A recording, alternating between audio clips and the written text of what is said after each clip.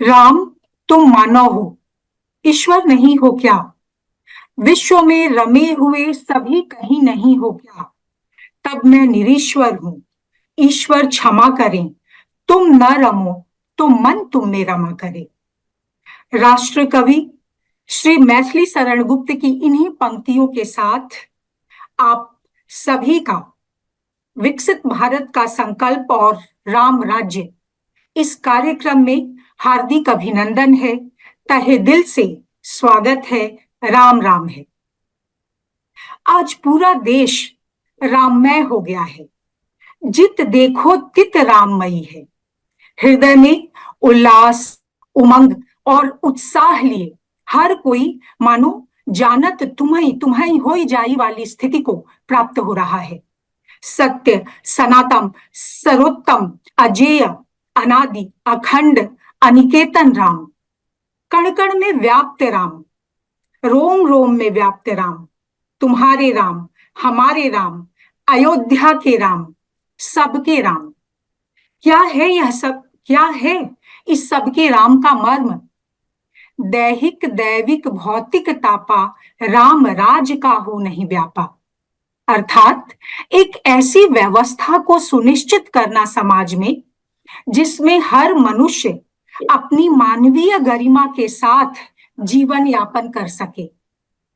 हम लोगों ने देखा है कि पिछले 9.5 वर्षों में माननीय प्रधानमंत्री जी ने सामाजिक उत्थान और विकास के लिए जिन जिन योजनाओं और नीतियों का निर्माण किया, लागू किया, जिसमें स्वच्छता अभियान के तहत घर घर शौचालय की बात हो, प्रधानमंत्री आवास योजना हो, उज्ज्वला योजना हो, मुद्रा स्कीम के अंतर्गत हर स्त्री को आत्मनिर्भर बनाने की कोशिश हो, स्किल डेवलपमेंट द्वारा युवाओं में आत्मसम्मान जगाना और अपने रोजगार खड़े करने की बात हो, किसानों के लिए सम्मान निधि हो, आयुष्मान भारत हो, तमाम तरह की योजनाएं। अभी पिछले दिनों जो हम लोगों ने सामाजिक कल्याण के लिए जो जो योजनाएं चल रही हैं उसको लेकर सोशल वेलफेयर स्कीम्स पर जो कार्यक्रम किया था, उसमें एक वक्ता सौरभ अखौरी जी ने बताया था कि किस तरह से छोटी बड़ी 740 योजनाएं अभी चल रही हैं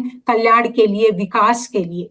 रामचरितमानस का एक बहुत ही सुंदर पद है, नहीं दरिद्र न दुखी न दीना, नहीं कोई अबुध न लक्षण हीना। इसीलिए आज का कार्यक्रम है विकसित भारत का संकल्प और राम राज्य। ये हम लोगों का सौभाग्य है कि हमारे साथ आज आयरलैंड में भारत के राजदूत श्री अखिलेश मिश्रा जी जुड़े हैं। हम आपका हार्दिक अभिनंदन करते हैं, स्वागत करते हैं, आभार व्यक्त करते हैं कि आपने अपनी व्यस्त दिनचर्या में से समय निकालकर इस कार्यक्रम के लिए समय दिया।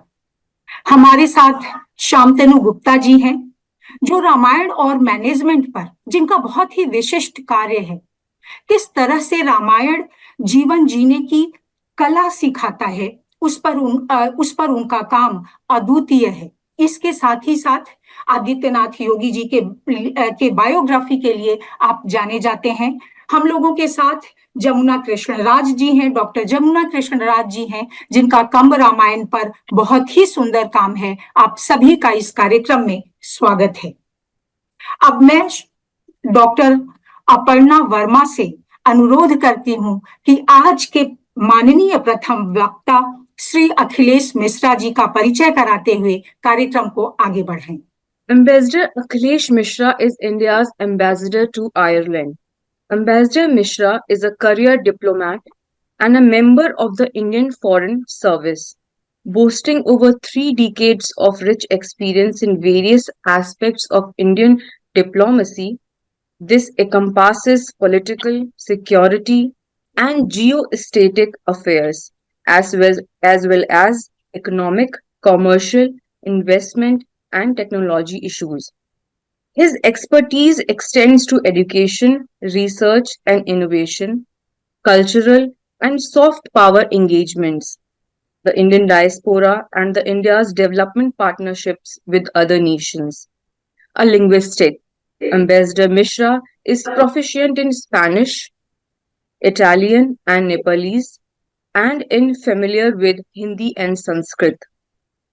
Besides English, he holds Bachelor of Technology and Masters of Technology degrees from the prestigious Indian Institute of Technology (BHU), where he was the topper and gold medalist in both, achieving a good record 10.0 cumulative grade points average in MTech. Hailing from Varanasi, one of the India's oldest and culturally rich cities, Ambassador Mishra's interests also extend to Indian culture, particularly Sanskrit, Vedic, and classical literature, Hindi and Urdu poetry, spirituality, yoga. Prior to his current role, Ambassador Mishra served as officer on special duty political in the Ministry of External Affairs from July to October 2021 and as a head of Development Partnership Administration overseeing India's official development assistance and dialogues on international development issues from February 2022 to July 2022. Previously, he held the position of Director General of the ICCR in New Delhi from February 2019 to February 2020. His previous assignments include serving as the Ambassador of India to the Maldives and Consul General of India in Toronto, Canada. He also held key roles in the Ministry of External Affairs, such as Joint Secretary, Head of Division for India's relations with Nepal and Bhutan, and Joint Secretary in charge of Multilateral Economic Relations Division. Ambassador Mishra's international experience extends to roles such as mission in Kabul, Afghanistan, Deputy High Commissioner in Tanzania, Deputy Consul General in San Francisco, USA, and Deputy Secretary dealing with Bangladesh in the Ministry of External Affairs, New Delhi. He also served in Indian embassies in Kathmandu, Nepal, Rome, Italy, Lima, and Peru. Ambassador साहब हम आपका स्वागत करते हैं. नमस्कार, आप सभी लोगों को डब्लिन आयरलैंड से हार्दिक शुभकामनाएं. सबसे पहले तो मैं इस कार्यक्रम की आयोजिका प्रोफेसर पूनम कुमारी सिंह जी को धन्यवाद देता हूं और विद्वान वक्ताओं शांतनु गुप्ता जी को सादर प्रणाम और डॉक्टर जमुना कृष्णनाथ जी को वणक्कम. आप सभी लोगों को, हम सभी भारतीयों को राम मंदिर अयोध्या में प्राण प्रतिष्ठा के लिए बहुत बहुत शुभकामनाएं. मैं डब्लिन से इस महिमामय शुभ अवसर की ऐतिहासिकता कई स्तरों पर देखता हूं. मैं 4 स्तर पर इसकी क्या ऐतिहासिकता है उसका उल्लेख करना चाहूंगा. मैं स्वयं एक इंजीनियरिंग का छात्र रहा हूं, सो प्रोजेक्ट मैनेजमेंट की दृष्टि से मैं समझता हूं कि ये मेक इन इंडिया का एक बहुत ही अद्भुत उदाहरण है जिसमें प्राचीन से लेकर के अत्यंत आधुनिकतम जो कॉन्सेप्ट्स हैं उनका सम्मिश्रण किया गया है. चाहे वो प्रोजेक्ट का मैनेजमेंट हो, कॉन्सेप्चुअलाइजेशन हो, योजना बनाने की तरीके की पद्धति हो, कलात्मकता हो, और ये भी उल्लेखनीय है कि 1000 वर्षों के लिए डिजाइन किया गया है. मैं समझता हूं कि संभवतः विश्व में शहरी विकास का इस इतना भव्य, इतने बड़े स्तर का कोई निर्माण ये पहली बार हो रहा है विश्व में, जिसमें पूरी तरह से जो सहभागिता है वो व्यक्तिगत और सामुदायिक प्रयासों से आगे बढ़ाया जा रहा है बिना किसी सरकारी आर्थिक सहयोग के. दूसरा, मैं अयोध्या नगरी के विषय में जब सोचता हूं तो मैं समझता हूं कि ये उस दिव्य पावन नगरी के लिए पुनर्प्रतिष्ठा का शुभ अवसर है राम जन्मभूमि के रूप में. हम जानते हैं कि चाहे रामायण हो, महाभारत हो, अनेक पुराण हो, ऐतिहासिक ग्रंथ हो, उन सब में अयोध्या का उल्लेख राम जन्मभूमि के रूप में, रघुवंशियों की राजधानी के रूप में प्रतिष्ठित रही है. और ऐसी मान्यता ईसाई और इस्लाम धर्मों की स्थापना से हजारों वर्षों पूर्व से चलती रही है. दुर्भाग्य से, कालांतर से, ऐतिहासिक कारणों से वह एक फैजाबाद का छोटा टुकड़ा बन करके रह गया था। सो अयोध्या नगरी के लिए एक पुनर्जन्म है और पुनर्प्रतिष्ठापित होने का अवसर है राम जन्मभूमि के रूप में। तीसरा, अगर भारतीयों की बात करें तो उनके लिए ये सत्यमेव जयते नानृतम इस विश्वास की पुष्टि है। उनकी आस्था और धैर्य और आंतरिक शक्ति का यह प्रमाण है। यूनान, मिस्र, रोमा सब मिट गए जहां से, कुछ बात है कि हस्ती मिटती नहीं हमारी। अगर आप देखें तो मिडिल ईस्ट, यूरोप, पूरा नॉर्थ अमेरिका, पूरा लैटिन अमेरिका, बहुत सारे अफ्रीका के देश, उन सब में जहां जहां स्थानीय सभ्यताएं थी वो सब नष्ट कर दी गई और विदेशियों ने अपनी संस्कृतियां उन पे थोप दी। केवल भारत और केवल हिंदू ही एक ऐसा समुदाय है जिसने हजारों वर्षों से तरह तरह के संकट झेले हैं, लेकिन उनकी जिजीविषा बनी रही है, उनकी आत्मशक्ति बनी रही है और उसके पीछे उनकी आध्यात्मिकता रही है, उनकी आस्था रही है। एक भरोसो, एक बल, एक आस विश्वास। चौथा, देश के परिप्रेक्ष्य में मैं समझता हूं कि राम मंदिर का निर्माण इंडिया के विकसित भारत बनने की दिशा में एक मील का पत्थर है। नव भारत के लिए एक सूर्योदय के समान है यह शुभ अवसर। जब हम विकसित भारत की बात करते हैं तो यह मैं स्पष्ट करना चाहूंगा कि माननीय श्री प्रधानमंत्री जी की चिंतन परंपरा में कुछ भी अकस्मात नहीं होता। उनकी सभी नीतियां अत्यंत दूरदर्शी और सुनियोजित होती हैं। जैसे जिग्सा पजल होता है कि उसमें चित्र के छोटे छोटे छोटे टुकड़े जो कि समझ में नहीं आते उनका क्या अर्थ है, लेकिन उनको मिलाइए तब कुछ समय बाद एक बहुत ही भव्य चित्र उभर करके आता है। वैसे ही प्रधानमंत्री श्री मोदी जी की जो योजना प्रणाली है। सो इसीलिए जब विकसित भारत की बात कि उनकी कल्पना हुई, उनका संकल्प उनके मन में आया, उससे पहले सबसे पहले 2022 में उन्होंने देश को पंच प्रण का संदेश दिया। उसका 5 जो अंग है, पंच प्रण है, विकसित भारत बने, गुलामी की हर सोच से मुक्ति मिले, विरासत पर गर्व हो, एकता और एकजुटता का महत्व हो और नागरिक अपने कर्तव्यों पर ध्यान दे। ये पांचों प्रण दिखने में तो अलग अलग हैं, लेकिन जैसे हाथ की अंगुलियां 5 हैं, 5 ज्ञानेंद्रियां हैं, वो सब मिल करके ही हमारा जीवन सुचारू रूप से आगे चलाती हैं। वैसे ही ये पंच प्रण एक है। पंच प्रण के बाद जब विकसित भारत का संकल्प का उसकी जो अभिधारणा है उसका अर्थ क्या है देश के लिए, ये समझना अनिवार्य है। देश में माननीय श्री प्रधानमंत्री मोदी जी ने 9 गुण विकसित भारत के दिखाए हैं। सशक्त भारत, संवेदनशील भारत, स्वस्थ भारत, संपन्न भारत, स्वच्छ भारत, समावेशी भारत, सुरक्षित भारत, स्वाभिमानी भारत, श्रेष्ठ भारत।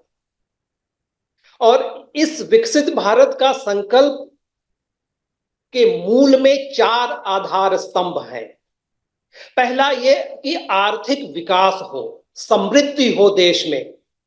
दूसरा, सामाजिक समरसता हो, सौहार्द हो, क्योंकि विकास अपने आप में वो कोई बहुत बड़ा उद्देश्य और लक्ष्य नहीं होता है जब तक जनता सुखी नहीं हो, जनता में सौहार्द नहीं हो, भाईचारा नहीं हो। और इसीलिए उनका पहले से जो अभियान चल रहा था और मूल मंत्र चल रहा था, सबका साथ सबका विकास। और उन्होंने विकास के परिप्रेक्ष्य में केवल 4 जातियों की चर्चा की है। गरीब, महिलाएं, किसान और युवक। इन चारों जातियों का विकास जब तक नहीं होगा तब तक देश का आर्थिक विकास उसको उचित नहीं माना जा सकता है। तीसरा स्तंभ है पर्यावरण का। विकास अगर प्रकृति के साथ संतुलन बना करके नहीं हो रहा है तो वो भी हमारे लिए अच्छा नहीं है। और इस दिशा में भी माननीय प्रधानमंत्री जी ने बहुत ही उल्लेखनीय प्रयास किए हैं। उनके निर्देशन में देश में जो रिन्यूएबल एनर्जी का कंटेंट है वो अबाउट 45% हो चुका है। और अब international solar alliance, कोalition for disaster resilient infrastructure, life mission, biofuel alliance, तो भारत जो कि पर्यावरण के मामले में एक नकारात्मक दृष्टिकोण वाला देश देखा जाता था, आज हम सबसे आगे हैं और हम पर्यावरण के क्षेत्र में उदाहरण बन रहे हैं दूसरे देशों के लिए। विकसित भारत का सबसे महत्वपूर्ण पक्ष है सुशासन, और इसमें मैं समझता हूं कि प्रधानमंत्री मोदी जी ने जो स्वयं को प्रधानमंत्री के रूप में कम, देश के प्रथम सेवक के रूप में जो प्रस्तुत किया है, वह बहुत ही महत्वपूर्ण संदेश है हम सभी लोगों के लिए। और इसके साथ ही सुशासन का बहुत महत्वपूर्ण अंग है पारदर्शिता। नई तकनीक का उपयोग करके हम कैसे अपनी व्यवस्था को पारदर्शी बना सकते हैं, सुचारू बना सकते हैं, और जनता की जो अपेक्षाएं हैं उनसे लिए हम कैसे रिस्पॉन्सिव बना सकते हैं। तो अगर हम इस परिप्रेक्ष्य में हम विकसित भारत की बात करते हैं, तो विकसित भारत को विकसित बनाने का प्रयास हो रहा है, 9 वर्षों से 10 वर्षों से चल रहा है। लेकिन जो प्रधानमंत्री जी ने अमृत काल का संदेश दिया है, वो इस पूरे प्रोसेस को एक्सेलरेट करने का और तीव्र गति देने का और एक देश के लिए एक मिशन मोड में काम करने का आह्वान है। और इस यात्रा में मैं समझता हूं कि श्री रामचंद्र जी का उदात्त चरित्र और उनका राम राज्य सबके लिए एक महान प्रेरणा का स्रोत है और अनुकरणीय आदर्श प्रदान करता है। साथ ही वो हमारे लिए आशा और विश्वास और संकट की घड़ी में संबल का भी स्रोत रहा है और हमेशा एक अक्षुण्ण स्रोत रहेगा। तो अगर हम विकसित भारत की बात करें तो श्री राम से बड़ा कोई केंद्र बिंदु नहीं मिलता। एक व्यक्ति के रूप में भी, एक शासक के रूप में भी, और प्रशासन व्यवस्था के लिए भी एक उदाहरण, एक गोल्ड स्टैंडर्ड जो चाहिए एक रूलर के लिए, एक प्रशासक के लिए, एक नेता के लिए, एक आम आदमी के लिए और पूरी शासन व्यवस्था के लिए, तो वो हमें राम के चरित्र से मिलता है। जो सबसे प्रमुख पक्ष है कि विकास हो, समावेशी हो, सबका विकास हो, समाज में समरसता हो, सौहार्द से परिपूर्ण हो हमारा समाज। उसमें जब राम के विषय में और उनके चरित्र के विषय में पढ़िए और उनकी समझिए तो रोमांच हो आता है। राम को कहते हैं कि वो प्रजा वत्सल थे। बहिश्चर इव प्राणो बभूव गुणितः प्रियः, और जो प्रजा के लिए वो प्राणों से प्रिय थे। अंतर यह है कि प्राण व्यक्ति के शरीर के भीतर रहता है और राम शरीर के बाहर रहते हुए वो प्रजा के लिए प्राणों से प्रिय थे। और राजा और प्रजा के बीच में जो संबंध है वो अत्यंत द्विपक्षीय है, दोनों तरफ से उतनी ही लगाव, उतना ही प्रेम। अनुरक्तः प्रजा भी प्रजाश्चापि अनुरज्यते, प्रजा भी, वे प्रजा में अनुरक्त हैं और प्रजा भी उनमें उतनी ही अनुरक्त है, लगी हुई है। सर्वम मुदितम एवासीत सर्वे धर्म परो भवत रामम एवा अनुपश्यन्तो न अभिहिंसन परस्परम। सबके सब प्रसन्न थे, सबके सब धर्माचरण में रत थे, सब राम को ही ध्यान में रख करके और उनके उदाहरण को ही ध्यान में रख करके एक दूसरे से सौहार्द पूर्वक, प्रेम पूर्वक व्यवहार करते थे, किसी के प्रति विद्वेष और हिंसा का भाव नहीं रखते थे। राम पिता तुल्य थे। व्यसनेषु मनुष्याणाम भृशम भवति दुखितः उत्सवेषु च सर्वेषु पितेव परितुष्यति। जब किसी को कष्ट में देखते थे, राम का भी दुख, हृदय दुख से भर जाता था। जब प्रजा को सुखी देखते थे, संपन्न देखते थे, हर्षोल्लास में देखते थे, तो वो पिता की तरह से प्रसन्न होते थे। शासन का एक और पक्ष है निष्पक्षता और समदृष्टि। तो राम के लिए सब समान थे, वो सबके हित में एक समान भाव से रत रहा करते थे, सबको हर्षित और सुखी करने वाले थे। समः समश्चैव सदैव प्रियदर्शिनः धर्मज्ञः सत्यसन्धश्च प्रजानां हिते रतः। राजा राम दुष्टों और द्रोहियों को भी मर्यादा में और मंगलमय जीवन में निरत रखते थे। समस्त प्रजा के कल्याण और मंगलमय जीवन में वो निष्ठापूर्वक काम करते थे। शासन को धारण कहा गया है और धारण ही धर्म है। धारणात् विद्विषाम चैव धर्मेण रंजयन् प्रजाः तस्मात् धारणम इत्युक्तम स धर्म इति निश्चयः। धारणात् धर्ममित्याहुः धर्मेण विधृताः प्रजाः यस्मात् धारयते सर्वं त्रैलोक्यम सचराचरम। सो शासक का धर्म है कि वो सबको प्रतिष्ठा दे, सबको सम्मान दे, सबको जीवन यापन का समुचित अवसर दे और सब जगह एक व्यवस्था नियमित करे। और श्री राम उनके वो केवल अपने अयोध्या वासियों के लिए या अपने परिवार के लिए या तो अपने जो राज्य है केवल उसके लिए ही नहीं धारण करते थे। त्रैलोक्यम सचराचरम, वो तीनों लोकों का धारण करते थे और उसका आधार प्रदान करते थे। सो यही कारण है कि प्रधानमंत्री मोदी जी या विकसित भारत के संकल्प में जो पर्यावरण का जो बहुत महत्वपूर्ण स्थान है उसमें राम हमारे लिए बहुत बड़े उदाहरण बन के आते हैं। रामचंद्र जी को वनों से बहुत प्रेम था। पंचवटी प्रियतम संगा प्रिय परिवार कुरंग विहंगा।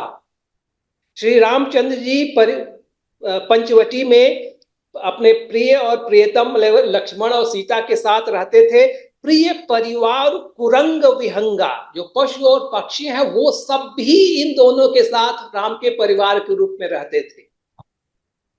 वस्तुतः राम राज्य का एक बहुत प्रमुख लक्षण ही बन गया है कि प्रकृति समरस हो, प्रकृति प्रफुल्लित हो, सुखद हो। नित्य मूला नित्य फलाः तरवः तत्र पुष्पिताः काम वर्षी च पर्जन्यः सुखः स्पर्शश्च मारुतः काले वर्षति पर्जन्यः पातयन् अमृतम पयः। समय समय पर वर्षा होती थी, जब आवश्यकता हो तभी वर्षा होती थी और अमृत की तरह से रस बरसाती थी। वाताश्चापि प्रयान्ति एते स्पर्श युक्ताः सुखाः शिवाः।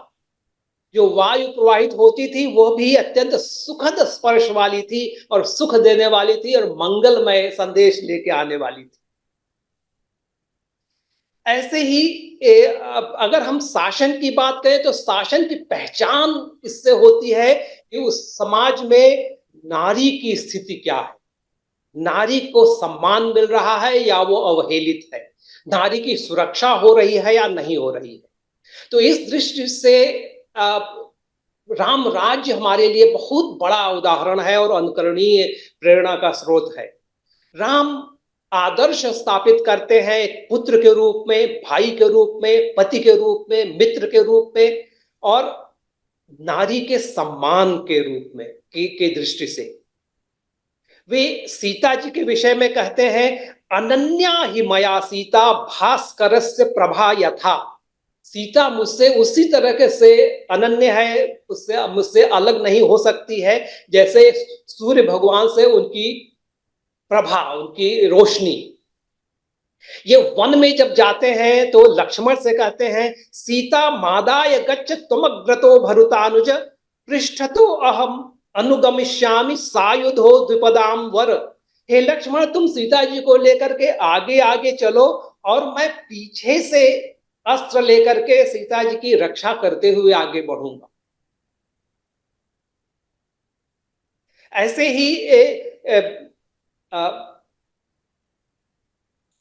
जन भावना का सम्मान, हाँ, जो हम प्रो पीपल गवर्नेंस की बात करते हैं और सेंसिटिव रिस्पॉन्सिव गवर्नमेंट की बात करते हैं, तो उसका लक्षण क्या है? ये जनता शासक को निर्देश दे कि क्या चाहती है और उसका विकास कैसे होना चाहिए। सो इस परिप्रेक्ष्य में भी राम का उदाहरण हमारे लिए बहुत ही उदात्त है। जो अनीत कछु भाखों भाई, तो मोहि बरजौ भय बिसराई। इतने बड़े चक्रवर्ती सम्राट, और वो प्रजा से कहते हैं, और इतने धर्मात्मा, स्वयं धर्मनिष्ठ, फिर भी वो प्रजा को कहते हैं कि अगर मेरे मुंह से कोई अनीति का शब्द निकल आए या मुझसे कोई अनीतिपूर्वक काम हो जाए, तो बिना किसी भय के आप मुझे रोकिए। और लोकोपवाद के प्रति वे इतने संवेदनशील हैं कि वो अपने भाइयों से कहते हैं, अप्य हम जीवितम जह्याम युष्मान व पुरुष सभा। हे मेरे प्रिय भाइयों, लोकोपवाद को मैं नहीं सह सकता हूं, मैं अपने प्राण दे सकता हूं और तुम सबका भी त्याग कर सकता हूं, लेकिन जन भावना का सम्मान और वो मेरे लिए सर्वोपरि है। इसी तरह से शासक और कुशल नेतृत्व, उसका एक अंग है कि शासक हमेशा धैर्यशाली होता है, वो संकट में भी संयम बना के रखता है और दुखों में विचलित नहीं होता। और ये राम का बहुत ही बड़ा गुण है। वो अपॉर्चुनिटी में, वो हर क्राइसिस में एक अपॉर्चुनिटी देखता है, आपदा में अवसर देखता है। वो लक्ष्मण से कहते हैं कि हे लक्ष्मण, तुम वन में आ गए हो, तुमको कष्ट हो रहा है, जो लक्ष्मी, जो सब अभ्युदय है, जो समृद्धि है, उसके हिसाब से जो ऊपर नीचे होता है, उसके बारे में चिंता न करो। राज्यम व वनवासो वनवासो महोदय, कि कई बार जीवन में ऐसा होता है कि वनवास में रहना बहुत बड़े अभ्युदय का कारण बनता है, और किसी राज्य में हो तो भी वो पतन का कारण बन सकता है। वशिष्ठ तो कहते हैं कि जहां राम होंगे वहीं स्वर्ग बन जाएगा, जहां राम न होंगे वो राज्य नहीं रहेगा, वो जंगल हो जाएगा, और वे जहां निवास करेंगे वह वन भी बहुत महान राज्य बन जाएगा, राष्ट्र बन जाएगा। इसी प्रकार शासक का और सुशासन का एक बहुत बड़ा लक्षण है कि राजा या शासक अपने आचरण से प्रजा को प्रेरित करे सत्कर्म करने के लिए। तो उस दृष्टि से मैं समझता हूं कि श्री राम भारतीय सॉफ्ट पावर के सबसे बड़े, सबसे उदात्त, सबसे ज्वलंत उदाहरण है। सॉफ्ट पावर का अर्थ है कि दूसरों को प्रभावित करें बिना हार्ड पावर, जो आर्थिक शक्ति है या सैन्य शक्ति है, उसका प्रयोग किए बिना दूसरों को हम कैसे प्रभावित करें जो कि हमारी इच्छा अनुसार कार्य करें। तो इसका सबसे बड़ा पहलू है कि दूसरे कैसा देखते हैं, दूसरों के ऊपर हमारा प्रभाव कैसे पड़ता है। बैरी राम बड़ाई करही, बोलन मिलन विनय मन हरही। तो श्री रामचंद्र जी का बोलने का तरीका, मिलने का तरीका, उनकी विनयशीलता इतनी मनोहारी थी कि सारे दुश्मन भी उनकी प्रशंसा करते थे। शार्दूल राक्षस रावण से कहता है, नास्ति रामस्य सदृशे विक्रमे भुवि कश्चन वक्तुम शक्तो रामस्य गुणान कश्चित नरः क्षितौ। हे रावण, इस पृथ्वी पर तीनों लोकों में राम से ज्यादा पौरुषी और विक्रम संपन्न कोई नहीं है, और इस पृथ्वी पर कोई ऐसा है भी नहीं जो उनके गुणों का सुचारू रूप से वर्णन कर सके। लेकिन राम कभी भी अपने मुंह से अपनी प्रशंसा नहीं करते। सच नित्यम प्रशंसा प्रशांतात्मा मृदुपूर्वम च भाषते उच्यमानो हि पुरुषम नोत्तरम प्रतिपद्यते। श्री राम हमेशा शांत चित्त रहते थे और हमेशा मृदुल वाणी में बात करते थे, और मृदु पूर्वम जो भाषते, कि कोई उनके संपर्क में आता था तो सबसे पहले वही कुशल क्षेम पूछते थे, पहले वही बात करते थे। देखिए कितना बड़ा उदाहरण है। वे कोई ऐसी बात नहीं करते थे जो दूसरों को कुपित करे। न क्रुध्यति अभिशप्तोपि क्रोध नियानि वर्जति, वो स्वयं क्रोध नहीं करते थे, यद्यपि कोई उनके लिए अपशब्द कह दे तो भी। क्रोध नियानि वर्जति, कोई ऐसा वचन नहीं कहते थे जिससे दूसरों के मन में क्रोध उत्पन्न हो। तो आज के समाज में जब हम देख रहे हैं कि इस तरह से विषाक्त कटुतापूर्ण आदान प्रदान हो रहे हैं, डिबेट हो रहे हैं, जिसका उद्देश्य ही है दूसरों को प्रोवोक करना, दूसरों को आहत करना, तो इसमें राम के चरित्र का चिंतन हमारे लिए कितना बड़ा उदाहरण बन सकता है समाज के लिए। इसी प्रकार विकसित भारत के लिए बहुत महत्वपूर्ण है कि हमारा देश शक्ति संपन्न हो। पावर के बिना कोई सॉफ्ट पावर का अर्थ नहीं है। इसीलिए रामचंद्र जी को कहते थे कि वो अमोघ क्रोध हर्षश्च नास्य क्रोधो प्रसादश्च निरार्थोस्ति कदाचन कालाग्नि सदृशः क्रोधे क्षमया पृथ्वी समः।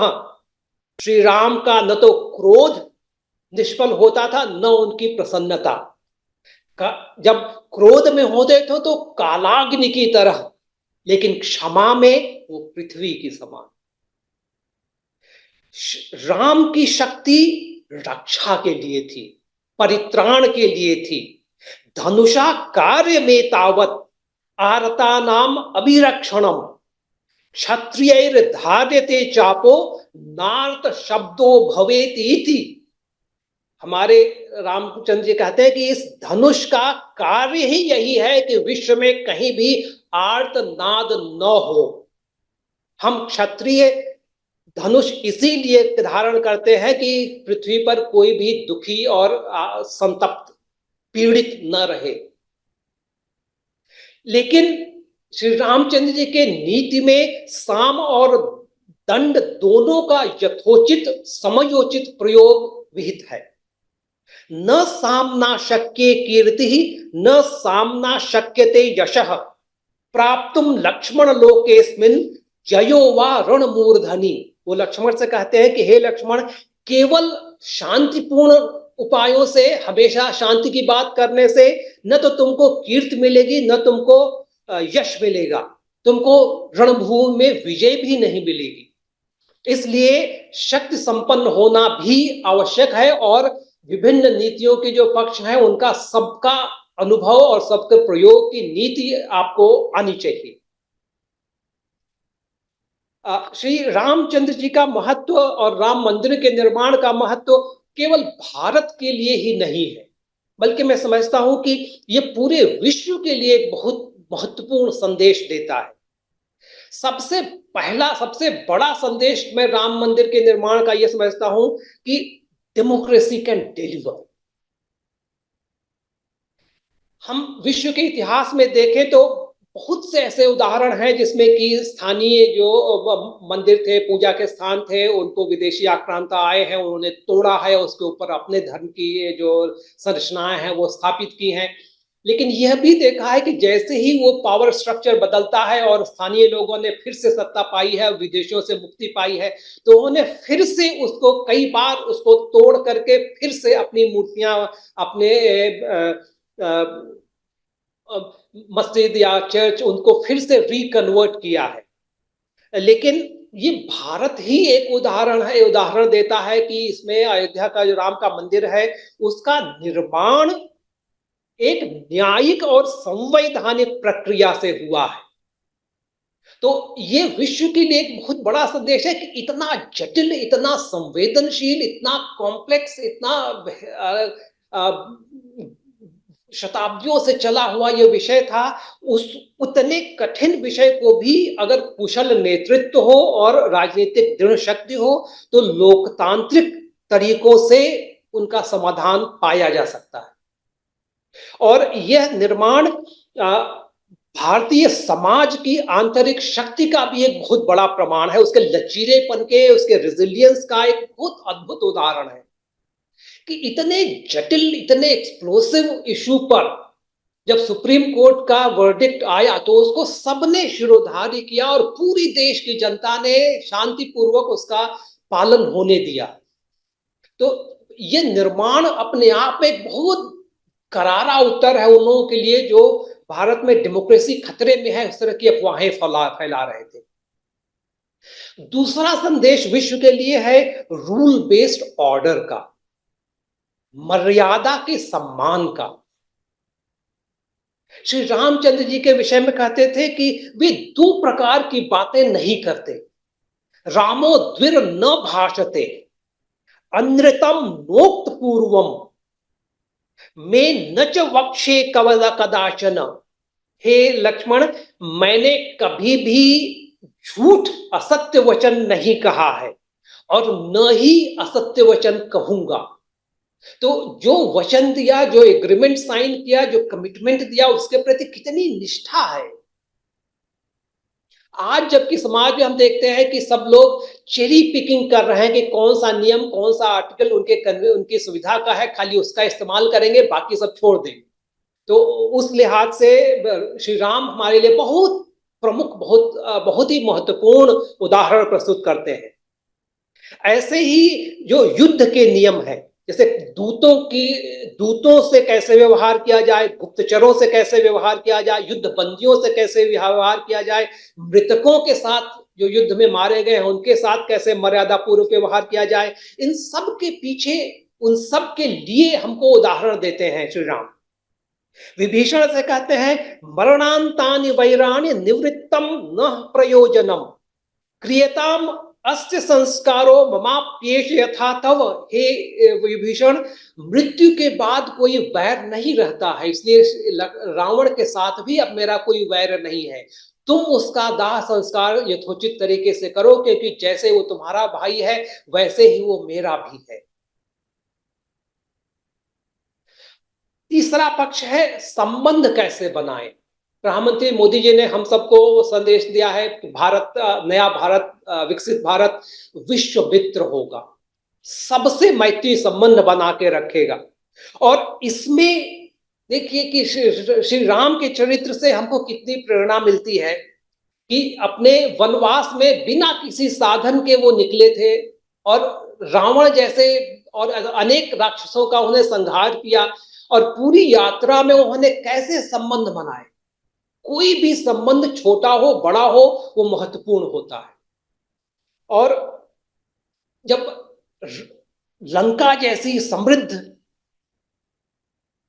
नगरी को उन्होंने विजय से प्राप्त किया तो ऐसा नहीं कि उन्होंने खुद कब्जा कर लिया हो, उन्होंने विभीषण को वापस कर दिया।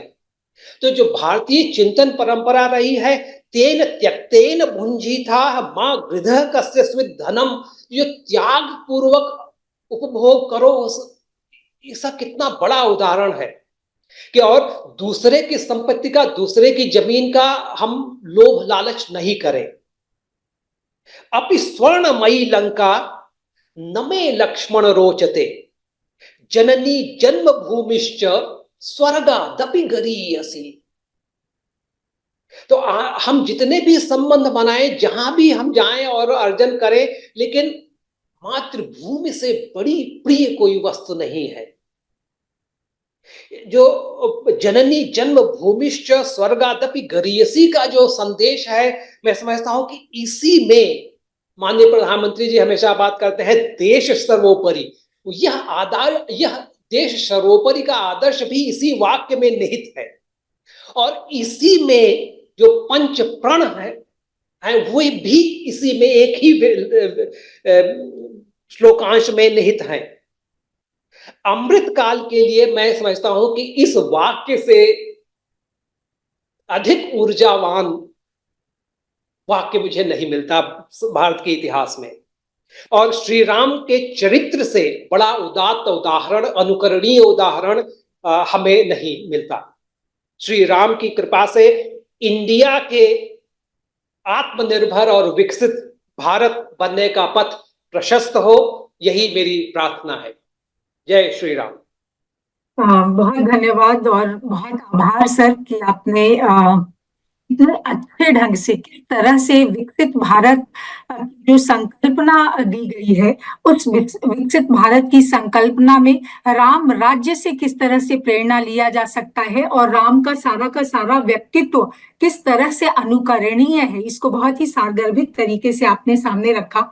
एक बात और जब आपको सुनते हुए लगा, मैं जरूर कहना चाहूंगी कि किसी भी देश में राजदूत अपने देश की संस्कृति और विशेषताओं को धारण करते हुए संबंध कायम करते हैं। हमें बहुत ही संतोष है कि वहां आयरलैंड में आपका प्रतिनिधित्व एक बहुत ही ज्ञानी, सक्षम और प्रबुद्ध व्यक्ति के साथ है, के पास है। बहुत धन्यवाद sir.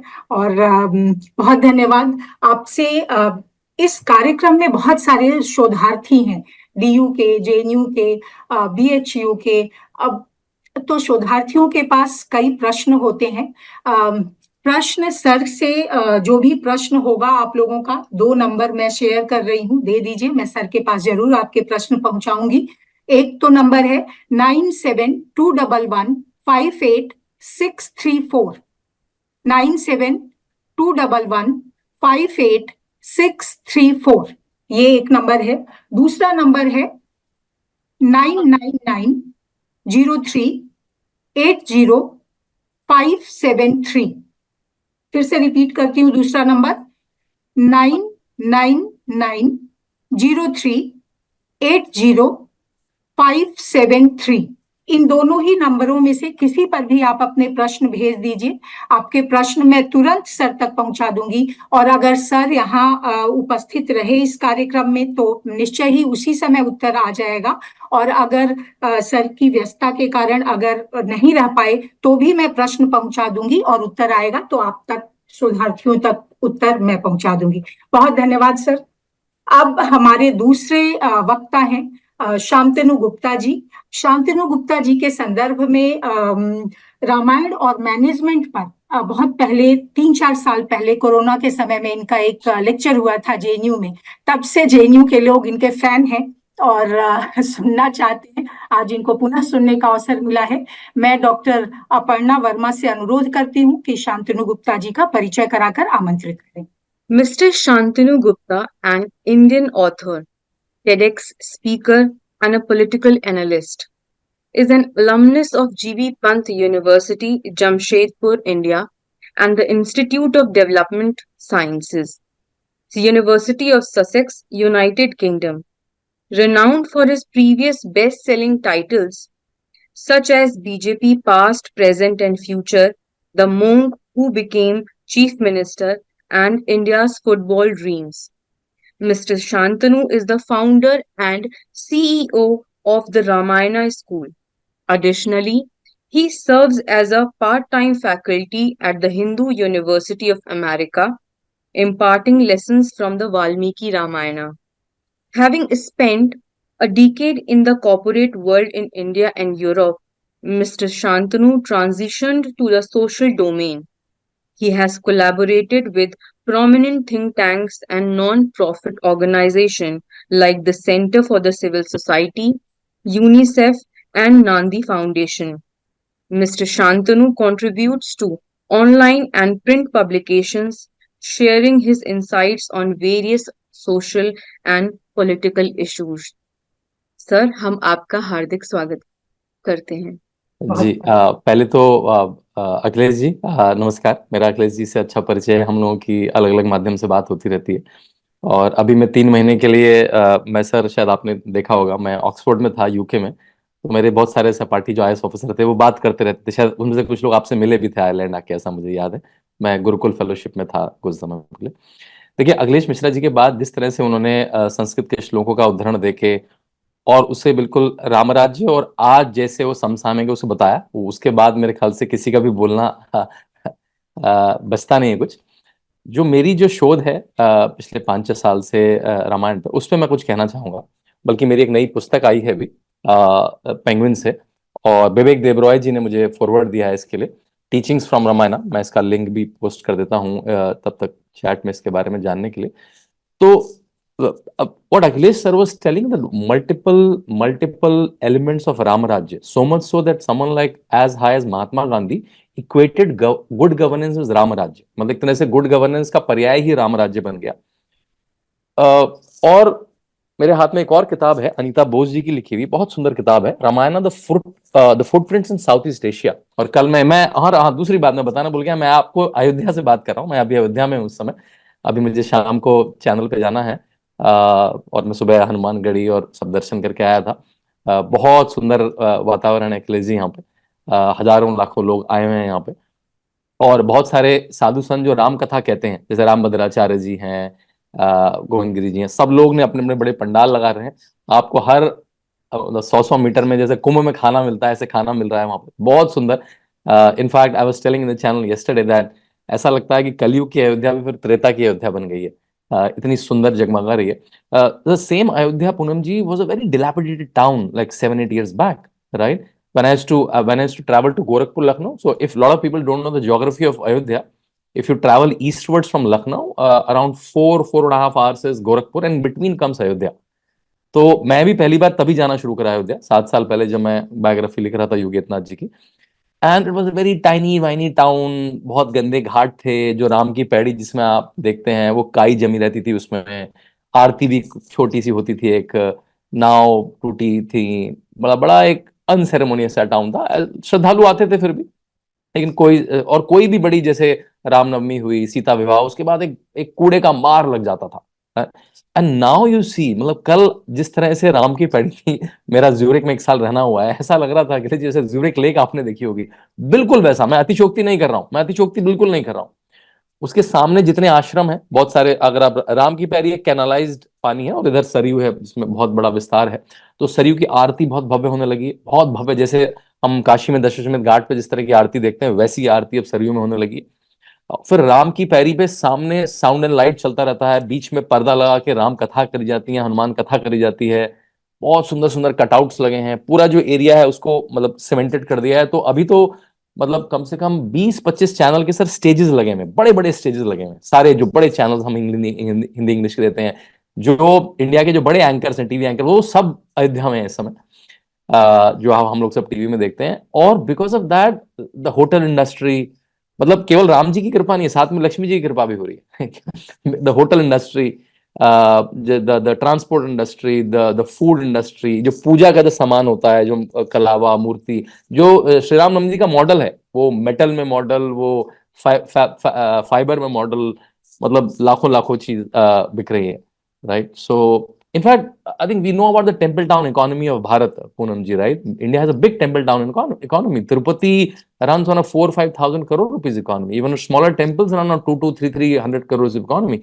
In fact, Ayodhya was kept bereft of this amazing economy from so many years because of artificial case. Luckily, we won it legally, right? And as Akhilesh ji saying, हमने उसे एक लीगल प्रोसेस से मंदिर को लिया है। आज भी अगर आप जेरूसलम की बात करें, तो तीनों धर्मों के लोग उस लैंड के लिए अभी उसमें अपने अपने लैंड के लिए लड़ रहे हैं, अलग अलग पोर्शन में, उनके अपने अपने क्लेम्स है, काउंटर क्लेम्स है। मैं भी वर्ल्ड हिंदू कांग्रेस में थाईलैंड गया था, पैरा भी जाना हुआ है। तो आप जब थाईलैंड जाएंगे तो आपको लगेगा कि बड़ी भारतीय सी जगह लगती है। पहले तो वो उतरते ही वहाँ हर लोग ऐसे कुछ और बोलते हैं, उसे स्वादिकाम ऐसा कुछ शब्द बोलते हैं, और जो नमस्ते जैसा लगता है। और वहाँ की पहले कैपिटल अयोध्या हुआ करती थी, वहाँ की जो नेशनल बुक है वो रामाखियन है, जो रामायणा है। वहाँ के जो राजा हैं वो रामा द 1, रामा द 2, अभी रामा द 10th वहाँ के राजा हैं। And when I hear this that Rama becomes the title for a king, I think that is the epitome of Ramrajya, that this king is like a title, right? Can you imagine, like, what do you make a title when something is like the best of the best? And as we say in Hindi, Maryada Purushottam Sri Ram. And the best lesson that we learn from the character of Sri Ram, right, that he started as exiled king, एक निष्कासित राजा की तरह अयोध्या से निकले, right? And just because of his conduct, when he came back, people started calling him मर्यादा पुरुषोत्तम श्री राम। मतलब वो एक व्यक्ति की तरह गए और भगवान बन के लौटे, because of those 14 years, the way he conducted himself. He could have cheated multiple ways, right? He could have cheated like when Bharat came in Chitrakoot for Bharat Milap, we said चलिए आप वापस चलिए, Bharat was adamant, And in fact, that's the first lesson. In fact, this is my book has this 25 lessons. The most effective lesson, I think, which I personally love, the conversation between Ram and Bharat. So Bharat comes back from Nanihal. He sees a very dilapidated Ayodhya. Dashrath is dead. Ram, Lakshman, Sita are away from the kingdom, and the public is mourning, right? And KK is trying to convince him कि ये तो मैंने आपके लिए राज्य लिया है, मैंने बेटा तुम्हारे लिए राज्य लिया है. But what he said is amazing. वो कहते हैं कि I am not the deserving one. Deserving one, I cannot desire something before I deserve it. आज हम ऐसा सोचते हैं क्या? अगर आप मुझे किसी कंपनी का सीईओ बना देंगे तो मैं तो बन जाऊंगा चुपचाप. मैंने तो सोचूंगा कि मैं डिजर्व करता हूं क्या मैं चला पाऊंगा क्या.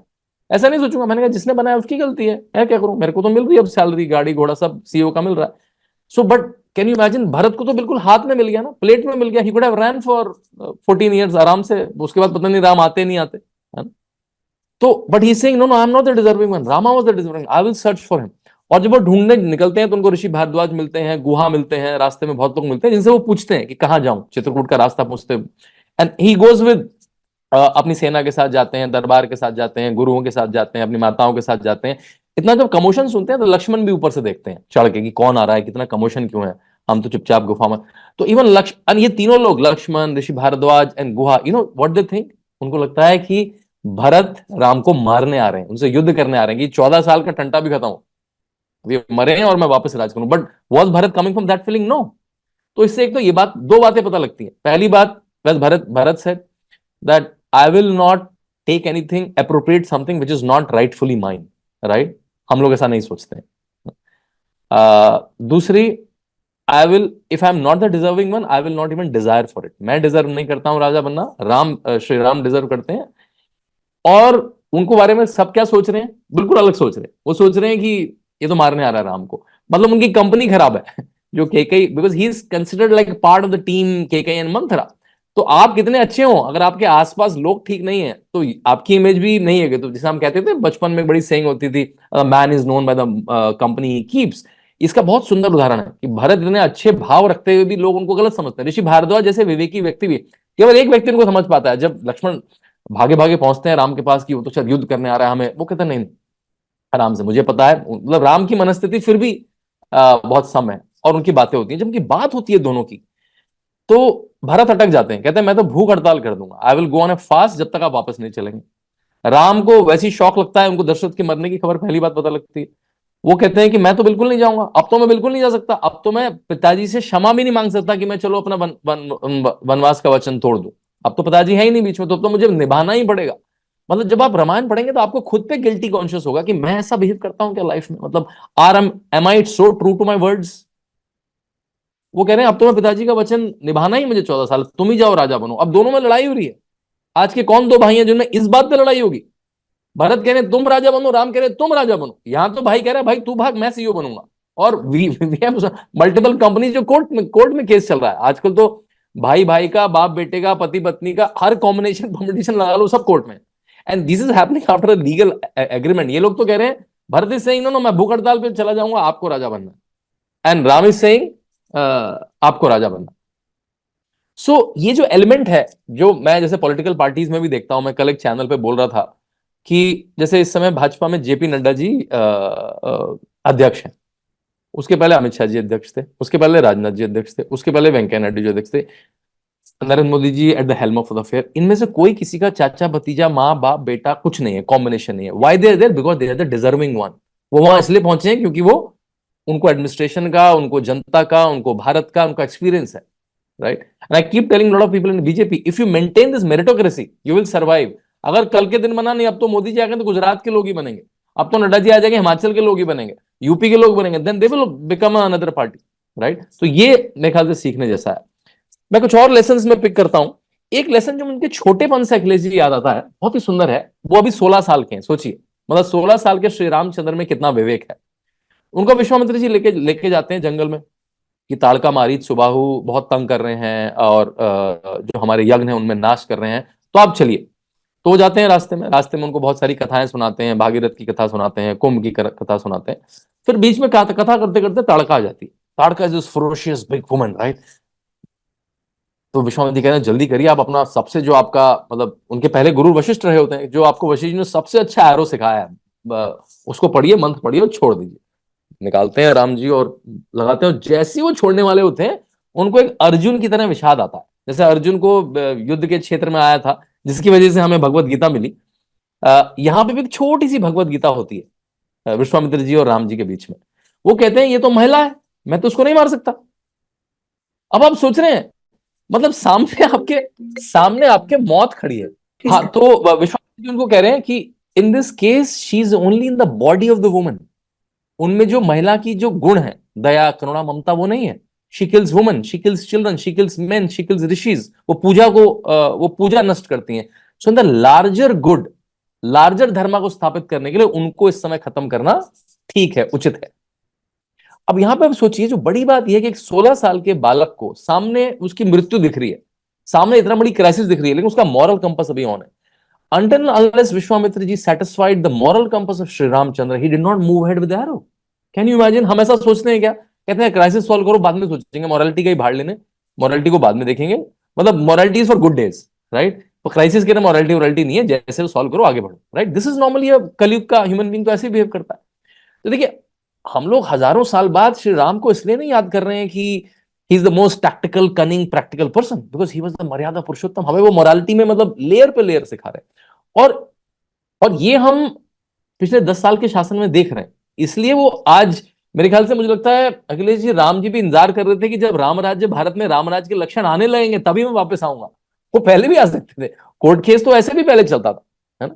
तो जब रामराज के लक्षण मुझे उत्तर प्रदेश में दिखने लगेंगे, अयोध्या में दिखने लगेंगे, जब पूरे देश में दिखने लगेंगे उसके लक्षण, मैं नहीं कह रहा हूं कि पूरा राम राज्य आ गया, लेकिन लक्षण लक्षण मतलब राजा में भी लक्षण दिखने लगे। लेकिन राजा की जो सबसे बड़ी जो एक्सपेक्टेशन थी वो थी कि आपके पास हर समय कन्फ्लिक्टिंग धर्म रहेंगे, है ना? आपके पास, सबके पास कभी पुत्र धर्म रहेगा, पत्नी धर्म रहेगा, अध्यात्मक धर्म रहेगा। अब राम जी के सामने कई बार दो धर्म तो आए, परिवार धर्म और राजधर्म में किसको देखूं? And he always superseded rajdharma. जो अखिलेश जी ने भी एक श्लोक भी पढ़ा कि भाई मैं तुम्हें भी छोड़ दूंगा, अपने भाइयों को कह रहे हैं मैं तुम्हें भी छोड़ दूंगा, लेकिन मैं राजधर्म को नहीं छोड़ूंगा। जो जो जो मुझे जनता के साथ, दे आर माई एक्सट्रीम। इतना इतना इतना जनता के प्रति प्रेम जो हमें प्रधानमंत्री नरेंद्र मोदी में क्षण क्षण दिखता है। मतलब वो इस समय ऐसा नहीं कि लोग कह रहे हैं उनको जजमान क्यों बना दिया, उनको जजमान क्यों बना दिया। वैसे वो जजमान सह जजमान है, जजमान एक दंपत्ति है। मैंने विश्व हिंदू परिषद के आलोक जी से पूछा, लेकिन वो उस जजमान धर्म का भी पूरा पालन कर रहे हैं। वो 11 दिन से, पिछले 11 दिन से व्रत में हैं, अलग अलग जगहों पे जाके राम मंदिरों में वो राम जी की कभी मराठी में कहानी सुन रहे हैं, कभी कम्बन रामायण सुन रहे हैं, कभी वो अलग अलग मंदिरों में जाके अपनी एक तरह से शुद्धि कर रहे हैं कि मैं उस जजमान बनने के काबिल बन जाऊं। मतलब I should deserve it also. ऐसा नहीं मैं प्रधानमंत्री हूं तो बस मुझे बना दिया, वो उसके लिए भी तैयारी कर रहे हैं। एंड ऐसा ही होना चाहिए, ऐसा ही होना चाहिए। एक चीज मैं दशरथ जी के समय से बताता हूं। हम अयोध्या कांड में आते हैं। अयोध्या कांड शुरू कैसे होता है? राम जी को राजा बना दिया जाता है और कहता है कल उनका कोरोनेशन होगा, कल उनका राज्य अभिषेक होगा। ऐसा सोचिए पूनम जी, मैं आज की शब्द में कहूं तो एक लेटर आता है सुबह एक व्यक्ति के पास कि भाई कल से आप सीईओ हैं इस कंपनी। तो वो क्या करेगा, अपना कल क्या कोट पहनूंगा, परफ्यूम फिल्म कौन सा लूंगा, स्पीच क्या बोलूंगा, उसकी प्रिपरेशन कर रहा है। वो शाम को एक और लेटर आता है उसी आदमी के पास, अरे नहीं नहीं नहीं, सीईओ नहीं, आपको तो रेस्टिकेट कर दिया जाता है ना, आप तो fire, you are fired from the company. ऐसे ही 2 लेटर आए ऑलमोस्ट, अगर मैं आज की भाषा में कहूं राम जी के पास। सुबह आया आपका कोरोनेशन हो रहा है, शाम को आया नहीं आपको तो वनवास जाना है 14। बट वो दोनों में संभव थे, बल्कि लक्ष्मण उत्तेजित थे। लक्ष्मण ने क्या बोला पता है? लक्ष्मण ने कहा चलिए एक आर्मी बनाते हैं और दशरथ पे युद्ध करते हैं और ये पूरा राज्य वापस लेते हैं। तो राम उनको समझा रहे हैं, बस सीता माता उनके साथ आ रही है। ठीक है। अब कैकेयी ने पूछा कि भाई 2 मेरे वरदान दो वापस जो तुमने कहे थे, और मैं भरत को राजा बनाऊं और उसको 14 साल के लिए भेज दो। अब दशरथ के पास चॉइस थी, वो मानते या ना मानते, है ना? उनसे उनसे उनकी बात ना मानते। ना मानने के लिए उनके पास एडवांटेज क्या थी? क्योंकि कोई राज फरमान तो जारी किया नहीं था कैकेयी को उन्होंने। एक वर्बल प्रॉमिस था जो उन्होंने युद्ध क्षेत्र में कभी दिया था, उसका कोई टेस्टिमनी भी नहीं था। शायद सारथी ने सुना होगा ज्यादा से ज्यादा, और तो किसी ने सुना भी था। मतलब not, it was not a public knowledge. So if it's not a public knowledge, I can go back on my word, right? Because किसी को पता ही नहीं है, no one knows about it. लेकिन देखिए, अगर आज का आदमी होगा तो थोड़ा प्रैक्टिकल करेगा, अरे नहीं यार मैं कहां अपने बच्चे को 14 साल भेजूंगा, अयोध्या को एक राजा खो जाएगा, है ना? वो प्रैक्टिकल, हम तो यूटिलिटेरियन लोग हैं ना। यूटिलिटी क्या है? What is the bigger utility? अब दशरथ के लिए क्या यूटिलिटी है? जो तुलसी रामायण की मेरे ख्याल से सबसे प्रचलित चौपाई होगी मेरे हिसाब से, तो रघुकुल रीत सदा चली आई, प्राण जाए पर वचन न जाए। अब प्राण जाए कितनी बड़ी बात है कि प्राण दे दूंगा लेकिन वचन से नहीं जाऊंगा। और आजकल उल्टा है, हम सुबह 4 प्रॉमिस करते हैं, रात को 4 प्रॉमिस करते हैं, पेपर पे लिख के करते हैं, फिर कोर्ट में जाके उसको डिफेंड करते हैं झूठ को। मतलब आज तो आप किसी लॉयर से पूछिए, आधा केस तो वो चेक बाउंसिंग का झेल रहा है ना। चेक क्या है? Check is a contract. और यहां पे वो क्या कह रहे हैं कि प्राण चला जाएगा, मैं रघु की रीत से आ रहा हूं, मैं इक्ष्वाकु की रीत से आ रहा हूं, मैं हरिवंश, मैं राजा हरिश्चंद्र अजय की रीत से आ रहा हूं, मैं भागीरथ की रीत से आ रहा हूं, मतलब उस कुल से आ रहा हूं। मतलब मैं और वचन का पालन करूं, ये तो हो ही नहीं सकता, मुझे कितना भी दुख होगा लेकिन मैं वचन का पालन जरूर करूंगा। Because he saying if I will not keep the promise, the legend of promise keeping will go bad. मतलब लोग तो फिर कहेंगे यार मैं प्रॉमिस क्यों रखूं, मैं तो सुबह वो मैंने प्रॉमिस करा अखिलेश जी से, शाम को मैंने झूठ बोल दिया। तो अखिलेश जी के तुमने तो प्रॉमिस किया था। मैं कहूं अरे दशरथ ने नहीं माना प्रॉमिस, मैं कौन? तो इस वजह से कि प्रॉमिस का लेजेंड बना रहे। Can you imagine? वो अपने बच्चे को 14 साल के लिए मतलब ही readies for him to go for 14 years. तो ऐसी जब कैरेक्टर आपको राजा में मिलेंगे, देखिए मैं कहूंगा कि आज बहुत सारी पॉलिसीज जो थोड़ी सी कठिन होती हैं स्टार्टिंग, जैसे नोटबंदी थोड़ी कठिन है, जैसे कोरोना में घर में बैठना, वो इसलिए फ्लाई कर जाती है क्योंकि Narendra Modi is saying it. अगर ये कोई और होता, मैं कहता हूं नरेंद्र, अगर मैं खुद कह रहा हूं नोटबंदी के, मैं लोग खून कर देते बैंक वालों का जाके, लिटरली मैं कहता हूं मर्डर हो जाते लोगों के उस समय, अगर it was not Narendra Modi's word. तो उन्होंने कहा कि ये व्यक्ति ने कहा है, शायद डिसीजन गलत हो बट नियत नहीं गलत हो सकती। That's very important. तो इससे बड़ा फर्क है कि कह कौन रहा है। एंड देखिए आता है कि सब्सिडी छोड़ दो आप लोग गैस की, हजारों लोग सब्सिडी छोड़ देते हैं। वो आईआरसीटीसी में जो सब्सिडी मिलती है वृद्धा की, वो छोड़ दो, हजारों लाखों लोग सब्सिडी छोड़ देते हैं। ये कब हुआ था आज से पहले भारत में? मुझे लाल बहादुर शास्त्री जी का याद है कि भाई एक समय का खाना मत खाओ जिससे हमारा अनाज बच जाएगा। तो बल्कि मैंने सुना है तब से बहुत सारे लोग सोमवार का व्रत रखते हैं, वो कि भाई लाल बहादुर शास्त्री जी ने कहा था व्रत रखो। तो ऐसा हम लोग प्रधानमंत्री को एक मैनेजर की तरह सोचते थे ना कि सुपर सीईओ, थोड़ा रिसोर्सेज हैं, लोग हैं, मैनेज करेंगे। वी नेवर थॉट कि someone will inspire as a prime minister, right? Someone inspire the population, कि आप कहेंगे दिया जलाएंगे तो दिया जलाएंगे, आप कहेंगे थाली बजाएंगे जिससे हेल्थ वर्कर्स को प्रेरणा मिले in the tough times of corona. Europe में वो लोग लॉकडाउन नहीं लगा पाए। हमारे यहाँ ऐसा नहीं था कि हमको सबको पता है हमारे यहाँ पुलिस का रेशो अच्छा नहीं है इन पर लाख, राइट? हमारे यहाँ पुलिस की वजह से लॉकडाउन नहीं था, हमारे यहाँ क्योंकि प्रधानमंत्री नरेंद्र मोदी ने कहा इसलिए लॉकडाउन था। सो ये होना कि, और ये इस वजह से क्योंकि उनका चरित्र लोगों ने देखा है, लंबे समय से देखा है, लंबे समय से। किसी ने उनके संघ के काल में 15 साल देखा है, किसी ने 15 साल उनके पार्टी के काम में देखा है, 15 साल करीब 13 से 14 साल उनके गुजरात के समय में देखा है, और अब पिछले 10 साल में देखा। तो ये 40-50 साल का जो एक निष्ठा का जीवन है, उससे प्रेरणा देके आदमी कहता है कि ये व्यक्ति ने कहा है तो। और अब तो मैं अयोध्या में हूं, लोग जिस तरह की बातें कर रहे हैं उनके बारे में, इतनी सुंदर बातें कर रहे हैं। मैं एक दो उदाहरण देके अपनी बात और खत्म करूंगा। मैं देखता हूं कुछ और एक अच्छी चीज और बताऊं आपको। Learn from Bharat, every action glitters loud. मैं एक और देखता हूं, इसमें 25 लेसन है, स्ट्रेटेजिक पार्टनरशिप। दो और चीज बताता हूं, थोड़ी स्ट्रेटेजिक चीजें बताता हूं। एक है, कुछ चीजें होती हैं रामायण में जो मोरालिटी के रेल में आती है, कुछ होती हैं जो स्ट्रेटेजिक। जैसे आप जब किष्किंधा कांड के आगे पहुंचेंगे, क्योंकि तब युद्ध हो चुका है, माता सीता का हरण हो चुका है, तो जो लेसन है थोड़े स्ट्रेटेजिक है, क्योंकि अब आप वॉर जोन में चले गए एक तरह से, है ना। अब आप एक क्राइसिस सिचुएशन में है। तो वो सुग्रीव के पास जाते हैं। अब सुग्रीव के पास जब मिलते हैं तो सुग्रीव और राम की स्थिति बहुत सिमिलर है उस समय। सुग्रीव की पत्नी को भी हर लिया है बाली ने, यहाँ रावण ने उनकी बीवी को हर लिया। सुग्रीव का राजपाट भी उससे छीन गया है, बाली ने छीन लिया है, और राम जी का राजपाट भी उनके पास है। They are in similar situation. अगर मैं कहूं कि मैं अब वो कह रहे हैं वो मदद भी मांगेंगे तो विन विन मांगेंगे। वो चाहते तो बाली से भी मांग सकते थे, बाली से भी दोस्ती कर लेते थे, बल्कि वो चाहते तो किसी की, वो तो मैं तो कहता हूं कि वो वनवास पूरा चीट कर सकते थे, क्योंकि जितने भी राजा थे वो सारे दशरथ के बहुत बड़े संबंधी थे। वो, और दशरथ का तो एक तरह से मैं कहूं तो टेरर था, मतलब ही वाज लाइक अ चक्रवर्ती राजा। मतलब उनके पास तो बहुत अच्छा विजिटिंग कार्ड था राम जी के पास कि आई एम दशरथ पुत्र। कहते हैं ना हमारे दिल्ली में, कहते हैं तुझे पता है मैं किसका, मेरा बाप कौन है। ये दिल्ली का बड़ा फेमस, यू नो हुआ सन ऑफ। वो ये कह के ना केवल किंगडम टू किंगडम हॉपिंग करते रहते और आराम से 14 साल काट के आ जाते हैं। इतने सारे, और किंगडम पूरे पूरे भारत के किंगडम देख रहे थे, क्योंकि सब दशरथ पुत्र सच ए बिग बिजनेस कार्ड। अगर आप मेरे को दशरथ पुत्र, तो उसके टेरर में, दर में, सम्मान में, अलग अलग जो भी जिसका भी ट्रीटमेंट हो, उस सम्मान में वो राम जी को और लक्ष्मण जी को रखते और बढ़िया पकवान खाते खाते राजघरानों में रहते घूमते। जब सीता का हरण भी हो गया तो किसी से मदद मांग सकते थे वो बड़े आराम से, कोई भी आधा बाली से मांग लेते। लेकिन वो जा रहे हैं जो बिल्कुल जो दीनहीन है उसको पहले राजपाट दिला रहे हैं, और फिर उसके साथ चल रहे हैं। और यहाँ पे बड़ी विन विन स्ट्रेटेजिक पार्टनरशिप है। उसने कहा कि मैं तुम्हारी मदद करूंगा, उसने कहा मैं तुम्हारी मदद करूंगा, विच इज वेरी इंपॉर्टेंट। जब आप किसी की मदद ले रहे हैं तो ऐसा नहीं मदद लेते रहे लेते रहे लेते रहे। फेवर की भी एक इकोनॉमी है, I call it a favour economy. आप कहते हैं भाई केवल मतलब पैसे की इकोनॉमी नहीं, फेवर की इकोनॉमी है कि आज मैंने मदद ली तो मैं कल मदद वापस भी लूंगा आपकी। तो जो फेवर की इकोनॉमी है, राम जी ने कहा कि मैं तुम्हारा राजपाट वापस दिलवाऊंगा, आपकी पत्नी वापस दिलवाऊंगा। सुग्रीव ने कहा मैं आपकी पत्नी को ढूंढने में मदद करूंगा। तो वो एक इंपॉर्टेंट बात आती है। एक चीज मैं लेना चाहूंगा, जब देखिए रावण को कई लोगों ने चिताया है ना, अब मैं युद्ध कांड की तरफ बढ़ रहा हूं है? रावण को कई लोगों ने चिताया कि जो तुम कर रहे हो ठीक नहीं कर रहे हो। सबसे पहले मारीच से शुरू हुआ। मारीच को जब वो उन्होंने गोल्डन डियर बनाया तो उसने कहा मत करो, ये बहुत प्रतापी है। मैं तो 16 साल जब थे तब झेल चुका हूं इन बच्चों को, अब तो ये 30 साल के हो चुके हैं। जब ये 16-17 साल के थे तब मैं इनका तीर झेल चुका हूं। बस मैं मरते मरते बचा था, मेरी माँ मर गई थी, ताड़का सुबाहु मेरा भाई मर गया था, मैं बहुत दूर फेंका गया। I was like thrown away far, but ये दो बच्चों से पंगा मत लो टाइप्स, राइट। तो लेकिन अब रावण तो राजा है। रावण ने कहा भैया तो बी रेडी टू डाई और do what I want, what I am telling you, तो वो बन जाता है। तो पहली बार उसने चिताया। फिर माता सीता तो बहुत बार कहती रहती थी, हनुमान जी ने चिताया उनको, उनको अंगद ने चिताया, उनको उन्हीं के घर में कुंभकर्ण को जब जगाया तो उसने कहा this is not a fair war. आप किसी की पत्नी को हर के वॉर कर रहे हैं, बट ठीक है मैं तुम्हारा भाई हूं, लड़ूंगा तुम्हारी तरफ से। विभीषण ने तो बहुत बार चिताया, जब हनुमान जी कोर्ट में आए तब भी चिताया, बाद में भी कई बार चिताया, उन्होंने उनको कोर्ट से बाहर निकाल दिया।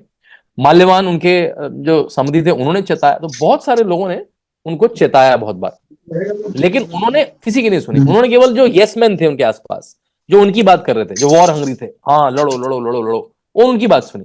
तो यहां रावण किसी की बात नहीं सुन रहा है, केवल अपने यस मैन की बात सुन रहा है। अभी बस जक्सपोज करते हैं राम जी के पास, है ना। राम जी कंसल्टेटिव है क्या। विश्वामित्र विभीषण पहुंचते हैं, जब रावण उनको अपने कोर्ट से निकाल देता है, विभीषण गोज टू रामा। अब वहां पे द हाउस इज डिवाइडेड कि इनको लेना चाहिए कि नहीं लेना चाहिए अपनी साइड। सुग्रीव कह रहे हैं यार ये तो मोल हो सकता है, he can be a mole, right. क्या पता इसको प्लांट किया गया और सारी हमारी इंफॉर्मेशन इधर से उधर करेगा, और ये तो उस तरफ का व्यक्ति है, यू नेवर नो ना। अब ये राक्षस कुल असुर कुल वैसे ही थोड़ा इल्यूसिव है, दे आर वेरी डाउटफुल। मैं तो I will not put my word to it. अब और सब अपनी अपनी राय, अब राम जी सबकी राय सुन रहे हैं, कोर्ट में सबकी राय सुन रहे हैं। ऐसा नहीं कि बस मैं अपनी अपनी मानूंगा। पर हनुमान जी कह रहे हैं नहीं यार, there is a counter view. जब मैं इनके कोर्ट में गया तो रावणा आज किसकी पूंछ में आग लगा दो। पूरे इस कोर्ट में एक ही व्यक्ति धार्मिक था जिसने कहा कि राजदूतों से, और अकेले जी हमारे साथ बैठे हैं, कि राजदूतों से आप ऐसा व्यवहार नहीं करते, फिर तो दूत परंपरा ही खत्म हो जाएगी। कोई किसी को दूत को मार देगा, कोई किसी को दूत को मार देगा, तो कभी इंफॉर्मेशन ही पास ऑन नहीं हो पाएगी। उस समय तो टेलीफोन और कोई व्यवस्था भी नहीं होती थी, तो दूत बहुत इंपॉर्टेंट होते थे। तो और आई एम श्योर इस समय भी एक तरह का प्रोटेक्शन होता है, जो हमारे एम्बेसडर जाते हैं उनका एक अलग तरह की लॉ अलग तरह से लगता है तो उनके ऊपर, राइट। तो उन्होंने तो हनुमान जी ने कहा that I was treated very fairly because of this person, right. तो he is a very different person. तो जब उन्होंने सब जज करा तो उनको दो फैक्टर देखे उन्होंने। एक तो हमें लोकल आदमी वैसे भी चाहिए, we don't know the terrain of Lanka, right. Hanuman ji थोड़ा देख के आए हैं, थोड़ा देखी करके आए हैं, but we don't know the terrain of Lanka, but we need someone who is local of that place. तो उन्होंने विभीषण को अपनी साइड लिया, लेकिन सबसे कंसल्ट किया। So one is someone who is very consultative, जो हमें नरेंद्र मोदी के बारे में सुनाया देता। अभी निपेंद्र मिश्रा जी का एक इंटरव्यू आया बड़ा सुंदर सा राम मंदिर के बारे में, बताते हैं कितने कंसल्टेटिव है वो ही कीप सेइंग कि भाई कभी मुझे अगर किसी कोई पोस्ट पे भी देनी है तो मुझे 5 नाम लाके दो वर्षन जिसमें कंसल्ट हो सके। एक नाम मतलब it should not be decree, it should be और बी कंसल्टेटिव प्रोसेस, राइट। तो मेरे ख्याल से जैसे Akhilesh ji told lot of elements of Ram Rajya, what I want to narrate is lot of elements of the Raja, not the elements of the king, कि उसका खुद का बिहेवियर कैसा होना चाहिए। वो खुद परिवार धर्म में मोहित है या उसके लिए राजधर्म सर्वोपरि है। हमें पता भी नहीं है नरेंद्र मोदी की माता जी को तो हमने देखा है कभी कभी टीवी में, या योगी जी के घर में कौन कौन है, नरेंद्र मोदी के घर में कौन, हमें पता भी नहीं। उनके 3 भाई हैं 4 भाई हैं, हमें पता भी नहीं है। वर्सेस एनी पॉलिटिकल पार्टी, आप नॉर्थ से साउथ को देख लीजिए, बीजेपी और सीपीएम को छोड़ के every party is run by family. और वो मैं तो उनके प्रवक्ताओं को कहता हूं टीवी में कि भाई आप प्रवक्ता हैं, आज टीवी पे अच्छा बोलते हैं, आपकी सीलिंग क्या है, आप मंत्री बन सकते हैं कोई, दैट्स ऑल योर सीलिंग। आप सोच भी नहीं सकते कि आप अध्यक्ष बन जाएंगे पार्टी के, या आप चीफ मिनिस्टर प्राइम मिनिस्टर की पद के लिए दावेदार भी हो सकते हैं। तो ये जो मेरिटोक्रेसी है, दैट्स वेरी इंपॉर्टेंट। तो एक आखिरी लेसन के साथ मैं खत्म करूंगा, जो पूरे रामायण का लेसन है मेरे ख्याल से। देखिए 14 साल के पहले राम के पास क्या क्राइसिस आता है कि उनको उनके पद से हटा दिया, उनको एग्जाइल कर दिया। और वो कर क्या रहे हैं उन 14 साल में, वो एक तरह से गुरु हॉपिंग कर रहे हैं, वो एक गुरु से सीख रहे हैं, दूसरे गुरु से सीख रहे हैं, तीसरे, वो अपने आप को अपस्किल कर रहे हैं, वो अपने आप को और निष्ठ कर रहे हैं। वो वर्णन आता है किसी से योग सूत्र सीख रहे हैं, किसी से शास्त्रार्थ सीख रहे हैं, किसी से वॉर की टेक्निक। उनके प्रश्न ऐसे हैं कि अगर हजारों लोग मेरे सामने आ जाएं तो कैसे मारूंगा। और खरदूषण को मारा भी ऐसे, खरदूषण ऐसा कहते हैं 14,000 की सेना लेके आए और तब भी उनको राम लक्ष्मण ने हरा दिया। वो जस्टिस के सूत्र पूछ रहे हैं कि न्याय कैसे करूंगा, उनको पता है मुझे राजा बनना है तो मैं न्याय कैसे करूंगा। तो वो एक राजा बनने की कलाएं सीख रहे हैं, क्योंकि उनके तो अभी तक 2 गुरु हुए हैं। उनका थोड़ा विश्वामित्र जी के साथ थोड़ा समय रहा और वशिष्ठ जी का। वो गुरु गुरु ढूंढ रहे हैं, किसी के साथ 1 दिन रह रहे हैं, 1 हफ्ता रह रहे हैं, 1 महीना रह रहे हैं, 1 साल रह रहे हैं। ऐसे उनके 13 साल कट जाते हैं। उनको ही नहीं पता है कल रहूंगा कहाँ, कल खाऊंगा क्या, कल रहूंगा क्या। उनकी नवविवाहिता है, उनकी पत्नी भी एक बड़े राजघराना से आती है, वो भी गिल्ट हो सकता है, यार मेरी नई पत्नी आई है, उसको मैं रहने खाने के लाले पड़े। बट इवन देन ही वो 13 साल निकल जाते हैं। उन 13 साल के बाद ऋषि अगस्त के कहने से वो पंचवटी जाते हैं, वहां पे सीता जी का हरण हो जाता है। So he lost his kingdom, he lost his wife. फिर लड़ाई शुरू होती है, लड़ाई में इंद्रजीत के हाथों वो 2 बार मरते मरते बचते हैं। तो can you imagine his life? He lost his kingdom, he lost his wife, he almost lost his life. लेकिन उन 14 साल में ही never aberrated from vanvas dharma, he never aberrated from his war dharma, he never aberrated from honesty और path of truth. और आज हम हजारों साल बाद हम 100 लोग बैठ के from different part of the world we talking about Rama. अभी अयोध्या में आप देखेंगे तो लाखों लोग केवल राम से मिलने आ रहे हैं, इस क्योंकि वो मर्यादा पुरुषोत्तम, उनके इस कैरेक्टर को बाउ डाउन करते हुए। एक इंसान जो धरती पे आया इंसान की तरह, केवल उन्होंने कोई कृष्ण की तरह बड़ा रूप नहीं दिखाया, वो तो इंसान की तरह, उनको गुस्सा भी आता था, दुख भी होता था, रोते भी थे, हंसते भी थे। केवल अपने कंडक्ट से उन्होंने अपने आप को भगवान की तरह सिद्ध कर लिया। तो ये जो है कि जब भी हमें कोई ट्रेजेडी आए, कोई डिसअपॉइंटमेंट आए, try to match your tragedies with Rama's tragedies, कि उतनी बड़ी है क्या? Did I lose my kingdom? Did I lose my someone very near to me, like my wife or my near and dear one?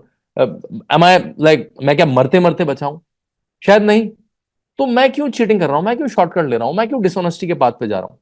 और ये जो सबसे बड़ा लेसन है, जो परजवरेंस है राम का, ये मेरे ख्याल से भारतीय सभ्यता का परजवरेंस है कि इतने आक्रांताओं के बाद भी आज भी हम अपनी we are the only living civilization. बाकी तो सब चले गए, बाकी तो सब नए देश हैं, 1000, 1500, 2000 पुरानी सभ्यताएं हैं। जब हम लोग गीता पढ़ रहे थे, इन लोगों को तो टॉयलेट यूज करना और कपड़े पहनना नहीं आता। जो अभी वेस्ट में तो उन्होंने बहुत सारा पूरे अफ्रीका से, भारत से रिसोर्सेज चुरा के उन्होंने अपने आप को समृद्ध कर लिया है, अच्छी बात है। लेकिन they are a very new civilization, right? हम लोग तो बहुत पुरानी सभ्यता है, और इसलिए आज भी सभ्यता इतनी पुरानी बची है, because the DNA that Rama sowed in us, the DNA of perseverance, जो हमें महाभारत में भी दिखता है, वो 12-13 साल के वनवास के बाद, और जो हमें भारत की कहानी में भी दिखता है कि आज भी हम लिविंग सिविलाइजेशन है। हम चंद्रमा की पूजा भी करते हैं और चंद्रयान भी भेजते हैं। वो ऐसा अकेला ही देश होगा कि चंद्रयान के पार्ट्स को लेके आप पहले मंदिर में जा रहे हैं। आप टाटा जाके यूके में कंपनी खरीद लेती है कार की, लेकिन वो कार हम भारत में खरीदेंगे सबसे पहले वो मंदिर जाएगी घर होने से पहले। तो आप अपनी संस्कृति के प्रति भी बिल्कुल आसक्त हैं, और आप अपने विज्ञान के प्रति भी आसक्त हैं। ये जो कॉम्बिनेशन है, ये हमें मेरे ख्याल से भगवान श्री राम ने सिखाया। और मैं कल नरेंद्र मोदी जी का फॉलो कर रहा था कि वो परसों उन्होंने बोइंग की फैक्ट्री लॉन्च करी कर्नाटका में, और अब परसों श्री राम के मंदिर आके यहाँ पे प्राण प्रतिष्ठा करेंगे। तो बोइंग से लेकर श्री राम तक भारत में सब होता है। जो वेस्ट में है कि भारत में तो हाथी घूमते हैं सड़कों पे और स्नेक चार्मर्स हैं, ऐसा नहीं है। भारत में बोइंग की फैक्ट्री भी लगती है, आईफोन की फैक्ट्री भी लगती है, भारत यूपीआई से पेमेंट भी करता है, राम मंदिर में डोनेशन भी यूपीआई से दे सकता है, और साथ में भारत अपनी आस्था में, अपने इतिहास में विश्वास रखता है। और हमने पिछले 10 साल में देखा है कि कैसे भारत का आउटलुक ही बदल गया है ना, भारत की। और जो अखिलेश जी विदेश में रहते हैं, जब मैं अभी 3 महीने रहा ऑक्सफोर्ड में, तो लोग कहते हैं हमारे पासपोर्ट की वैल्यू ही बदल गई है। मतलब इंडियन होना एक अलग ही, जैसे मैं यूपी में था तो यूपी से हम बाहर जाते थे तो लोग कहते हैं यार तुम तो यूपी के भैया हो, कुछ चोरी चकारी करके आए होगे, तुम्हारा तो सर्टिफिकेट भी नकली होगा, है ना, या कुछ क्राइम व्राइम का होगा। अब हम यूपी से बाहर जाते हैं तो कहते हैं अच्छा वो बाबा के यूपी से आए, बाबा योगी आदित्यनाथ को कॉलेक्टिवली लोग बाबा बोलते हैं, अच्छा बाबा के यूपी से आए। ऐसे ही भारत का हाल। अब पहले भारत के बाहर जाते थे तो आपको हे दृष्टि से आपको पाकिस्तान बांग्लादेश के साथ क्लब किया जाता था ना, साउथ ईस्ट एशिया। अब साउथ ईस्ट एशिया, भारत मतलब भारत। तो अब भारत से जाते हैं तो नरेंद्र मोदी का भारत है, जहां पे जिसने चंद्रयान भेजा है, जिसने कोरोना में कई देशों को वैक्सीन दे दी, जो कुछ 7-8 देश जिन्होंने अपनी वैक्सीन बनाई, उन देशों में भारत है, जो सॉफ्टवेयर का हब है, जो यूपीआई ट्रांजैक्शन करता है, वो भारत है आज। तो मेरे ख्याल से यही, मुझे लगता है यही राम राज्य की प्रेरणा है। और मैं फिर उस बात को फिर से दोहराऊंगा, मेरे ख्याल से रामलला भी इस बात का इंतजार कर रहे थे कि जब राम राज्य के लक्षण मुझे इस पृथ्वी पे दिखने लगे तभी मैं लौट के आऊंगा। तो राम राज्य के लक्षण उत्तर प्रदेश में और भारत में दिखने लगे हैं, तो रामलला वापस आ रहे हैं। 20 तारीख है और आज से 2 दिन बाद करीब इस समय तक मूर्ति तो स्थापित हो चुकी है, उसकी प्राण प्रतिष्ठा भी हो चुकी होगी, और जो छोटी वाली मूर्ति है वो भी वहां पे स्थापित हो चुकी होगी। अभी मैं घूम रहा था आज पूरे दिन अयोध्या में, तो एक जगह जो स्वामी भद्राचार्य जी हैं, उनका जो एक सेटअप है उसमें 108 कुंडों में एक साथ अनवरत यज्ञ चल रहा है, बिल्कुल साइंटिफिक तरह से। कहीं पे उसमें अलग अलग वेदों के पाठ हो रहे हैं, कहीं पे अलग अलग प्राणायामों के पाठ हो रहे हैं, मतलब जो भी भारत में ऋचाएं हैं जिनसे वेद पाठ हो सकते हैं वो सब हो रहे हैं, और केवल इसलिए हो रहे हैं जिससे जो भी अगला कार्य है वो शुभ हो। मतलब जैसे collective collective consciousness, collective energy of so many people. मतलब में 108 पुरोहित हैं और करीब 4-4 जजमान, 5-5 जजमान सब में है, तो 5,500-6 हजार लोग एक साथ अयोध्या में एक बड़े से प्रांगण में। मैंने अभी ट्वीट भी डाला है, किसी को देखना हो तो मेरे ऊपर के ट्वीट में दिखेगा। अद्भुत दृश्य है वो, अद्भुत दृश्य है वो। और इस तरह से चल रहा है भारत का काम। तो यही मेरे ख्याल से मैं कहना चाहूंगा जी। मुझे जी निकलना पड़ जाएगा, मैं प्रश्न अलग से कभी ले लूंगा। अखिलेश जी, शांति जी, आपके लिए सामने कई से अखिलेश जी प्रश्न से हैं, मैं सुनाने आपके को मौका पास मिला। प्रश्न भेज देती हूँ। और जी जी जी, प्रश्न क्या भेज दीजिए। मैं अगर तो नोएडा में रहता हूँ, जेएनयू में किसी से बात करनी हो, मेरा भी रामायण का पिछले 5-6 साल से अध्ययन है। जो बात नहीं पता है मुझे, ये पता है कौन जानता होगा। मैं कई रामायण कॉन्फ्रेंसेस में गया हूँ, तो आई डिसेंट अंडरस्टैंडिंग ऑफ मतलब किसने किस पे लिखा है, किसने किस पे शोध किया है। तो कोई रामायण पे, महाभारत पे, इंडियन नॉलेज तो सिस्टम, कोई भी अगर शोध शांतनु कर जी, रहा हो। ऐसा हम लोग कर सकते हैं कि जो प्रश्न आपके लिए है मैं अभी आपको बता दूं, क्योंकि काफी आपसे प्रश्न है। 1-2 प्रश्न आप ले सकते हैं अभी। आप एक दो प्रश्न बोल दीजिए मुझे। हाँ, एक एक प्रश्न है कि ये प्रश्न है एतेंद्र का, और ये एमए में है। इन्होंने पूछा है कि मैं बचपन से ही राम आदर्श और प्रेरणादायक रहे हैं, बचपन से ही राम मेरे आदर्श और प्रेरणादायक रहे हैं। मेरा सवाल है कि छात्र जीवन बहुत तनाव का होता है, वहां भगवान श्री राम से प्रेरणा कैसे ले सकते हैं जिससे हम बिना तनाव रहित अपने लक्ष्यों को प्राप्त कर सकें। मेरे ख्याल से जो मैंने अपनी आखिरी बात कही है कि भगवान राम का जीवन भी तनाव से कम नहीं था। उनको तो अगले दिन राजपाट मिलने वाला था, राजपाट छिन गया उनको। वन में कहाँ वो रहेंगे, क्या वो खाएंगे, क्या कैसे बर्ताव करेंगे, उसका खबर नहीं था। और मतलब जंगल तो आज भी फरोशियस होता है, तब तो और भी फरोशियस हुआ करता था। वो बिल्कुल दंड का अरण्य जो कहा जाता था, सबसे कठोर जंगल है जिसमें दानव राक्षस सब है, उस जीवन में रह रहे हैं। और कौन रह रहा है? हम तो ऐसे कोई मतलब राजघराने से नहीं आते हैं, वो एक राजघराने का व्यक्ति ऐसे रह रहा है। और उसके बाद भी वो सत्यनिष्ठ होके इतनी बड़ी वॉर जीत के वापस आता है। और आज सदियों बाद मतलब कोर्ट केस लड़ते हैं हम लोग और उनका मंदिर स्थापित करते हैं। तो अगर आप निष्ठा के मार्ग पे लग रहे हैं और आपको अगर एम आपका क्लियर है कि मुझे करना क्या है, तो मेरे ख्याल से राम एक प्रेरणा है हम सबके लिए। बहुत धन्यवाद शांतनु जी। और भी प्रश्न है, मैं आपको भेज दूंगी, और फिर जो भी जी आंसर आएगा मैं इनको पहुंचा दूंगी। बहुत धन्यवाद, आपने समय निकाला इस जी कार्यक्रम के लिए। और आप युवा फाउंडेशन भी आप चलाते हैं, और युवाओं के मन को बहुत अच्छे ढंग से आप समझते हैं, और राम से किस तरह से युवा प्रेरणा ले सकते हैं, इस पर आपने बहुत अच्छे ढंग से बात की। और जहाँ तक राम प्रतिष्ठा का सवाल है, प्राण प्रतिष्ठा का सवाल है, हर भारतीय का हृदय आज उस क्षण की प्रतीक्षा कर रहा है। हम सब प्रतीक्षा कर रहे हैं।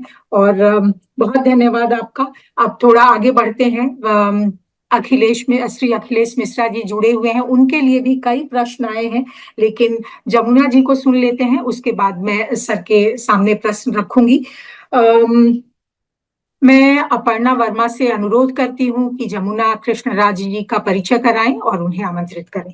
डॉक्टर जमुना कृष्णनाथ जी हिंदी साहित्य और अनुवाद के क्षेत्र में महत्वपूर्ण नाम हैं। आपने हिंदी और अंग्रेजी में मास्टर्स और हिंदी में डॉक्टरेट की उपाधि प्राप्त की है। साथ ही हिंदी में अनुवाद का डिप्लोमा भी आपने प्राप्त किया है। आपकी रचनाएं शब्द संगम, मानव की खोज में, मन की झनकार और तमिलनाडु के स्वतंत्रता सेनानी, मीना, अश्रुपुष्प, मन्नू भंडारी और शिव शंकरी की कहानियों में सामाजिक समस्याएं आदि विषयों पर आधारित हैं। शैव संतों, तोंद वाले गणपति, जमाना बदलेगा, देवी पाठ जैसे विषयों पर अपनी गहन खोज की है। डॉक्टर जमुना कृष्णनाथ जी की कविताएं, कहानियां और लेख दैनिक भास्कर, वीणा, वागर्थ, हंस, हरिगंधा, राजभाषा भारती और साहित्य अमृत जैसे प्रमुख अखबारों और पत्रिकाओं में प्रकाशित होते आए हैं। आपकी उपलब्धियों में 2016 का केंद्रीय हिंदी निदेशालय द्वारा हिंदीतर भाषी हिंदी लेखक पुरस्कार, 2017 में तमिलनाडु हिंदी साहित्य अकादमी द्वारा कृति साहित्य सम्मान, 2018 में 11वें विश्व हिंदी सम्मेलन में सरकारी प्रतिनिधि मंडल के सदस्य के रूप में भागीदारी, उत्तर प्रदेश शिक्षा मंत्री द्वारा साहित्येंदु सम्मान 2019, इसी द्वारा आयोजित संगोष्ठी में पत्र प्रस्तुति के लिए प्रथम पुरस्कार जैसी कई उपलब्धियां शामिल हैं। चेन्नई आकाशवाणी के इंद्रधनुष कार्यक्रम में आपकी कविता प्रसारित हुई, जिसे कादम्बिनी संस्था और विद्यमा फाउंडेशन द्वारा वर्ष 2022 में पुरस्कृत भी किया गया। 2022 में आपने कविताएं लिखी और उसके बाद में एक मौलिक कहानी संग्रह आपका 2022 में प्रकाशित हुआ और पुरस्कृत भी किया गया। डॉक्टर कृष्णा जी, हम आपका हार्दिक स्वागत करते हैं। नमस्कार और पटल पर उपस्थित सभी विद्वज्जनों को मेरे नववर्ष की शुभकामनाएं, और विशेषकर आयरलैंड के एम्बेसडर अखिलेश मिश्रा जी और अंतर्राष्ट्रीय प्रसिद्धि प्राप्त श्री शांतनु गुप्ता लेखक दोनों को मेरा नमस्कार। और परसों अयोध्या में जो श्री रामचंद्र जी की प्राण प्रतिष्ठा होने जा रही है और संपूर्ण भारत में उत्सव का माहौल दृष्टिगोचर है, यह हम सबके लिए अत्यंत प्रसन्नता का विषय है। माता रामो मत पिता रामचंद्रः, स्वामी रामो मत सखा रामचंद्रः, सर्वस्वं में रामचंद्रो दयालुः, नान्यं जाने नैव जाने न जाने। राम जन्मभूमि अयोध्या में 500 वर्षों का इंतजार अब समाप्त हुआ और भगवान राम अपने भव्य मंदिर में विराजमान रहेंगे। आखिर कोटि कोटि राम भक्तों की तपस्या फलीभूत हुई। अब यह स्पष्ट साबित हुआ कि भगवान के घर में देर है, अंधेर नहीं। धर्मो रक्षति रक्षितः। यह भी साबित हुआ कि सनातन धर्म कभी मिटाया नहीं जा सकता। अनेक विरोधों के बावजूद वह पनपता ही रहेगा। आज यह निश्चय ही हमारे प्रधानमंत्री के अथक प्रयासों से संभव हुआ है। यही नहीं, 10 सालों के अंतर्गत जो देश का सर्वांगीण विकास हुआ है और जिसे देख संपूर्ण विश्व दांतों तले उंगली दबाता हुआ आश्चर्यचकित होकर भारत को देख रहा है, यह हमारे प्रधानमंत्री मोदी जी के सबका साथ सबका विकास के लक्ष्य की पूर्ति की दिशा में बढ़ने हेतु अनेक कदमों से संभव हुआ है। मोदी जी के नेतृत्व में न केवल भारत में बल्कि विदेश में भी भारत का सम्मान बढ़ा है, क्योंकि उनके अथक प्रयासों से गरीब, वंचित, किसान, महिला समेत सभी वर्गों का समेकित विकास हुआ है। देश की अर्थव्यवस्था टॉप 5 में पहुंच गई है। मोदी सरकार ने पहली बार हर समस्या के लिए संपूर्ण समाधान की योजनाएं बनाई हैं और उन्हें सफलतापूर्वक लागू करने का काम किया है। शौचालय, पक्का मकान, बिजली कनेक्शन, गैस सिलेंडर, नल से जल जैसी योजनाएं इसके प्रमाण हैं। किसानों के लिए समर्थन मूल्य को लगभग दुगुना कर दिया गया है, जबकि खाद की लागत मूल्य स्थिर है। किसानों के लिए बिजली लगभग मुफ्त है। इसके अलावा 11 करोड़ किसानों को 6000 का मानदेय सालाना मिल रहा है, जिसके कारण बीज खरीदने के लिए उन्हें कर्ज नहीं लेना पड़ रहा है। दूध, बागवानी आदि के उत्पादन में हुई बढ़ोतरी से किसानों की स्थिति आज बेहतर हुई है। कोरोना काल में 220 करोड़ वैक्सीन डोज के साथ कोरोना को कुशल प्रबंधन के लिए पूरी दुनिया भारत की प्रशंसा कर रही है। सीमाओं पर तेजी से आधारभूत संरचनाओं का निर्माण हो रहा है। जब दुनिया के कई देश मंदी में जा रहे हैं, खुशी की बात है कि भारत सर्वाधिक तेज गति से विकास कर रहा है। मुद्रास्फीति को भी 5% से कम रखना एक बड़ी उपलब्धि है।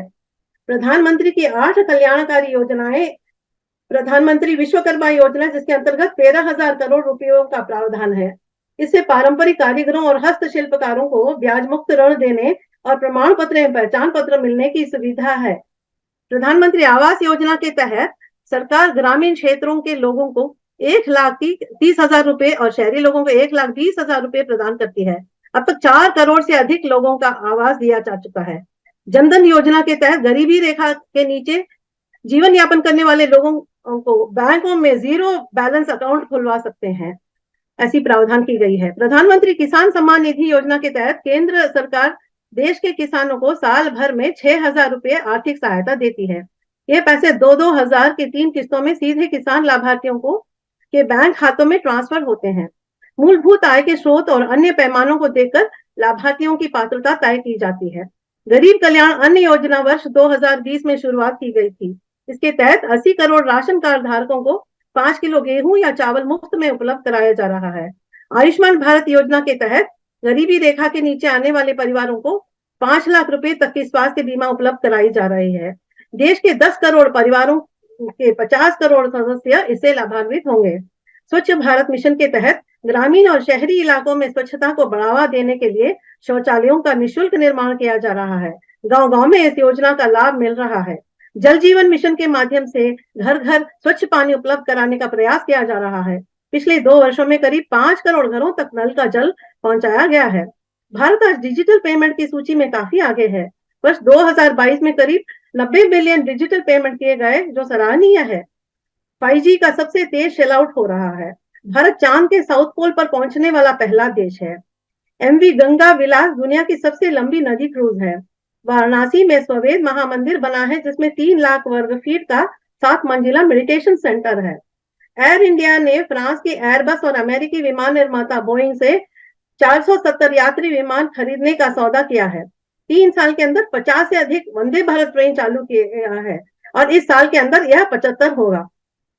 हाईवे का 9 सालों में 40,000 करोड़ रुपए के खर्च पर 50,000 किलोमीटर का विकास हुआ है और इन्हीं 9 साल में 16 एम्स बने। तमिलनाडु के संदर्भ में देखा जाए तो घोषणा हुई है कि प्रधानमंत्री करीब 20,000 करोड़ का अनुदान देंगे, जिसमें विमानन, रेल, सड़क, तेल, गैस, शिपिंग और उच्चतर शिक्षाओं से जुड़ी परियोजनाएं शामिल हैं। तिरुचि में नए अंतरराष्ट्रीय विमान अड्डे का उद्घाटन भी किया गया है। पहली बार लक्षद्वीप को सबमरीन ऑप्टिक फाइबर केबल से जोड़ा जाएगा। दूरसंचार, पेयजल, सौर ऊर्जा और स्वास्थ्य से संबंधित परियोजनाओं के लिए 1,000 करोड़ से अधिक अनुदान देंगे। हमारे माननीय प्रधानमंत्री के उपर्युक्त कदमों से भारत निश्चय ही पूर्ण विकसित होगा और हम अयोध्या में पुनः प्रतिष्ठित भगवान श्री राम की छत्र छाया में राम राज्य का शासन मोदी जी के माध्यम से पाएंगे। वाल्मीकि रामायण और तुलसी रामायण में चित्रित राम राज्य का तो आप लोगों को ज्ञान होगा, इसलिए मैं अपने यहाँ कंब रामायण में वर्णित राम राज्य के वर्णन का यहाँ उल्लेख करना चाहूंगी। कंब रामायण में राम जी के अवतार के शब्द ऐसे हैं: अरम तலை நிறுத்தி வேதம் அருள் சுரந்து அரைந்து நீதி திறம் தெரிந்து உலகம் பூண செந்நெறி செலுத்தி தீயோர் இறந்து உகநூறி தக்கோர் இடர் துடைத்து ஏக ஈண்டு பிறந்தனன் தன் பொன் பாதம் ஏத்துவார் பிறப்பு अरुपान।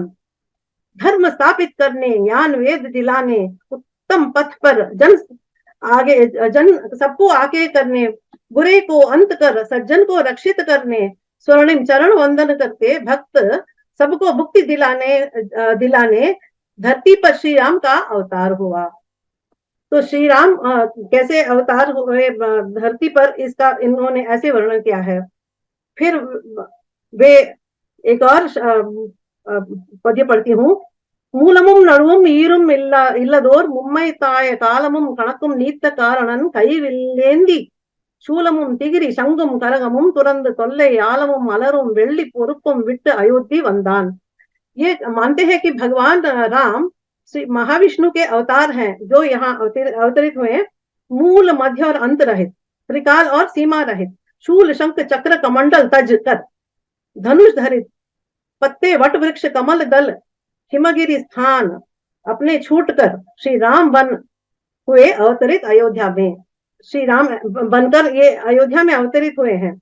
स्वयं वाली इनके विरोधी भी इनका वर्णन करते हैं। மறைகளும் முனிவர் யாவரும் மலர் மிசை அயனும் மற்றை துறைகளின் முடிவும் சொல்லும் துணிப்பொருள் தனிவில் தாங்கி அரை கடல் ராமனாகி அறநெறி நிறுத்த வந்தது इरे और शंगई इंद्र एण्णुदी एण्णम मिक्कोय। कहा वाली ने सुग्रीव से। वाली राम का गुणगान कर रहे हैं। वेद सारे, संत सारे, शास्त्र सारे, कमलासन पर विराजित देव ब्रह्मा भी कहते सर्वोत्कृष्ट सत्य यह, शत्रु को दंड देने कर पर धनुष धरित, पांव पर निनाद करते नूपुर सहित, धरती पर धर्म स्थापित करने आए हैं श्री राम बन अवतरित। तो इस तरह कंब रामायण में आपको राम का वर्णन मिलता है और उन्होंने अयोध्या का भी वर्णन किया हुआ है। श्री राम के पूर्वज भी अत्यंत प्रतिष्ठित सम्राट थे, इसलिए अयोध्या का नाम यह पड़ा जिसमें न युद्ध हो या जीता जा सके। इसमें बताया गया है यहाँ नियमित तौर से वर्षा होती थी। हिमाच्छादित पर्वतों पर विचरते मेघों से बरसते पानी जल स्रोत बन प्रवाहित होता और सरयू नदी के रूप में बहता।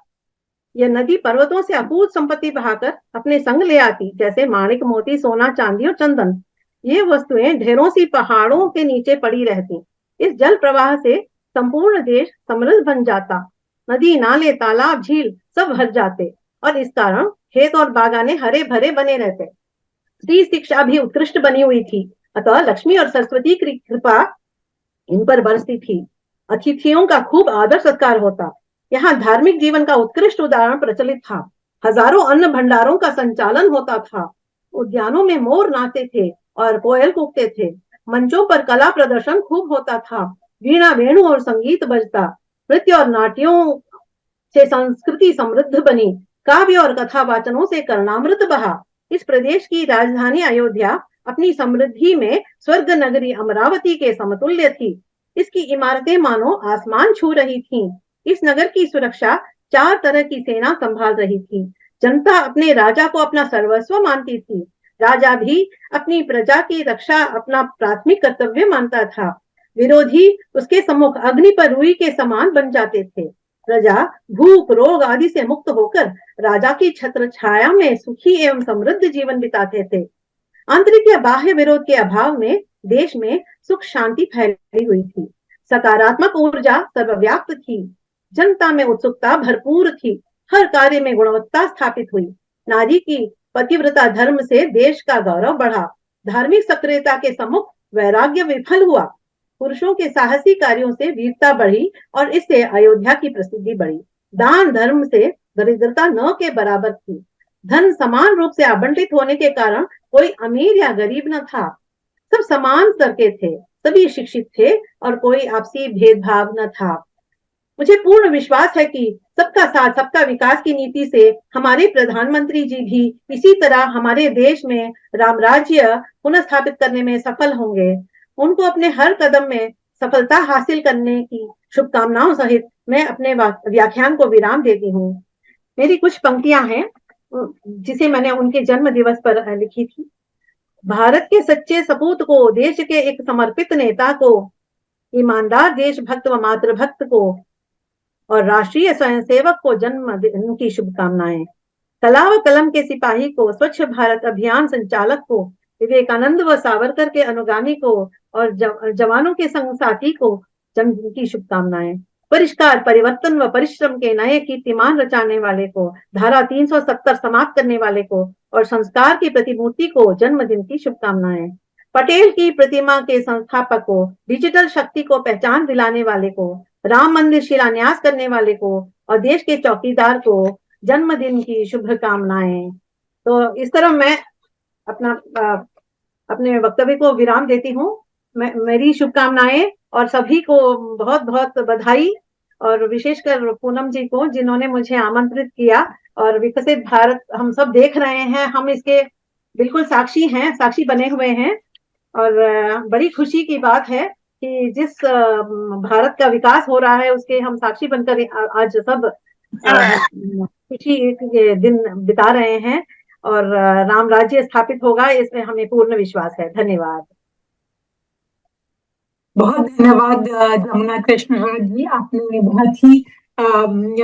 बहुत ही संक्षेप में लेकिन बहुत ही सुंदर ढंग से बताया कि किस तरह से विकसित भारत आज क्या स्थिति है। और प्रधानमंत्री ने जो विकसित भारत, विकसित राष्ट्र बनाने का संकल्प दिया है 2047 तक कि भारत एक विकसित राष्ट्र होगा, उसमें क्या क्या योजनाएं चल रही है, बहुत सुंदर ढंग से आपने बताया। कंब रामायण की भी आपने चर्चा की और हम लोगों को उत्तर भारत के लोगों को, साउथ के लोग क्या राम के बारे में सोचते हैं और क्या उनकी राम के प्रति अभिलाषा और आकांक्षा होती है, ये आपसे जानने का और सुनने का अवसर मिला। आपका बहुत धन्यवाद, बहुत आभार। अभी 1-2 प्रश्न आपसे हैं, मैं अभी करती हूँ। ये एक अभी 25 जनवरी को 10 बजे प्रधानमंत्री का संबोधन होगा उन सारे मतदाताओं के लिए जो इस बार पहली बार मतदाता सूची में जुड़ेंगे। नमो मतदाता सम्मेलन इसे नाम दिया गया है और ये जितने भी लोग यहाँ जुड़े हुए हैं उनकी जानकारी के लिए है कि अपने आसपास के लोगों को बताएं कि नमो मतदाता सम्मेलन में जुड़े। 25 तारीख को 10 बजे डिजिटल होगा और काफी कुछ नए मतदाताओं को सीखने और जानने को मिलेगा कि वोट देना किस तरह से उनका मौलिक अधिकार है और किस तरह से उस अधिकार का उपयोग अवश्य ही करना चाहिए। बहुत लोगों को प्रतीक्षा है, युवाओं को प्रतीक्षा है कि इसमें प्रधानमंत्री को, अपने माननीय प्रधानमंत्री को सुने। जितने लोग है, मैं बताना चाहती हूँ कि यहाँ जितने भी हैं वो बहुत आलसी है, वो वोट देने के टाइम नहीं जाते और बोलते हैं कि या क्या फर्क पड़ने वाला है। वो भी विशेषकर तमिलनाडु में ये तो मानते हैं कि बीजेपी बिल्कुल नहीं आएगी, यहाँ तो बिल्कुल उनको मौका नहीं देंगे तो हम नहीं जाएंगे वोट करने। मैं जानती हूँ कि वो लोग बिल्कुल पक्षधर हैं बीजेपी के, पर वो नहीं जाएंगे वोट करने क्योंकि वो मानते हैं कि कोई फर्क नहीं होने वाला। तो यही बात है, बहुत दुख होता है जब वो कुछ न कुछ कर सकते हैं, वोट देके, वो उनका अधिकार है, उनका बल है, वोट ही उनका बल है। तो इसको जमुना जी आपसे एक प्रश्न है।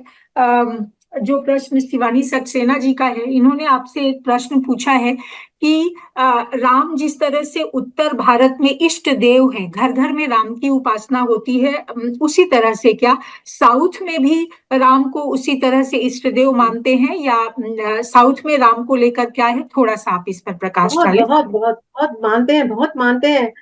यहाँ तो बहुत सारे राम मंदिर हैं और आपने देखा होगा कि उत्तर भारत के लोग सीधा चले जाते हैं, आते हैं हमारे यहाँ रामनाथपुरम, वो वहाँ जो रामेश्वरम है ना, रामेश्वरम आते हैं, फिर वो 22 कुआं में नहा लेते हैं, फिर दर्शन करते हैं रामेश्वर का। उधर पूरा उनको ज्ञान है ना कि राम इधर आए थे, इधर से होकर ही निकले थे।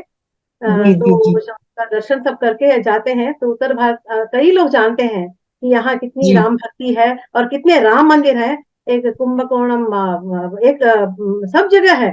जैसे तिरुपति में बालाजी मंदिर है ना, वहाँ वैसे ही यहाँ भी बहुत सारे राम मंदिर हैं और बहुत पूजा पाठ होता है। और देशिकन जो आलवार सब हैं वो सब राम भक्त थे, 12 आलवार और बहुत सारे लोग संत थे।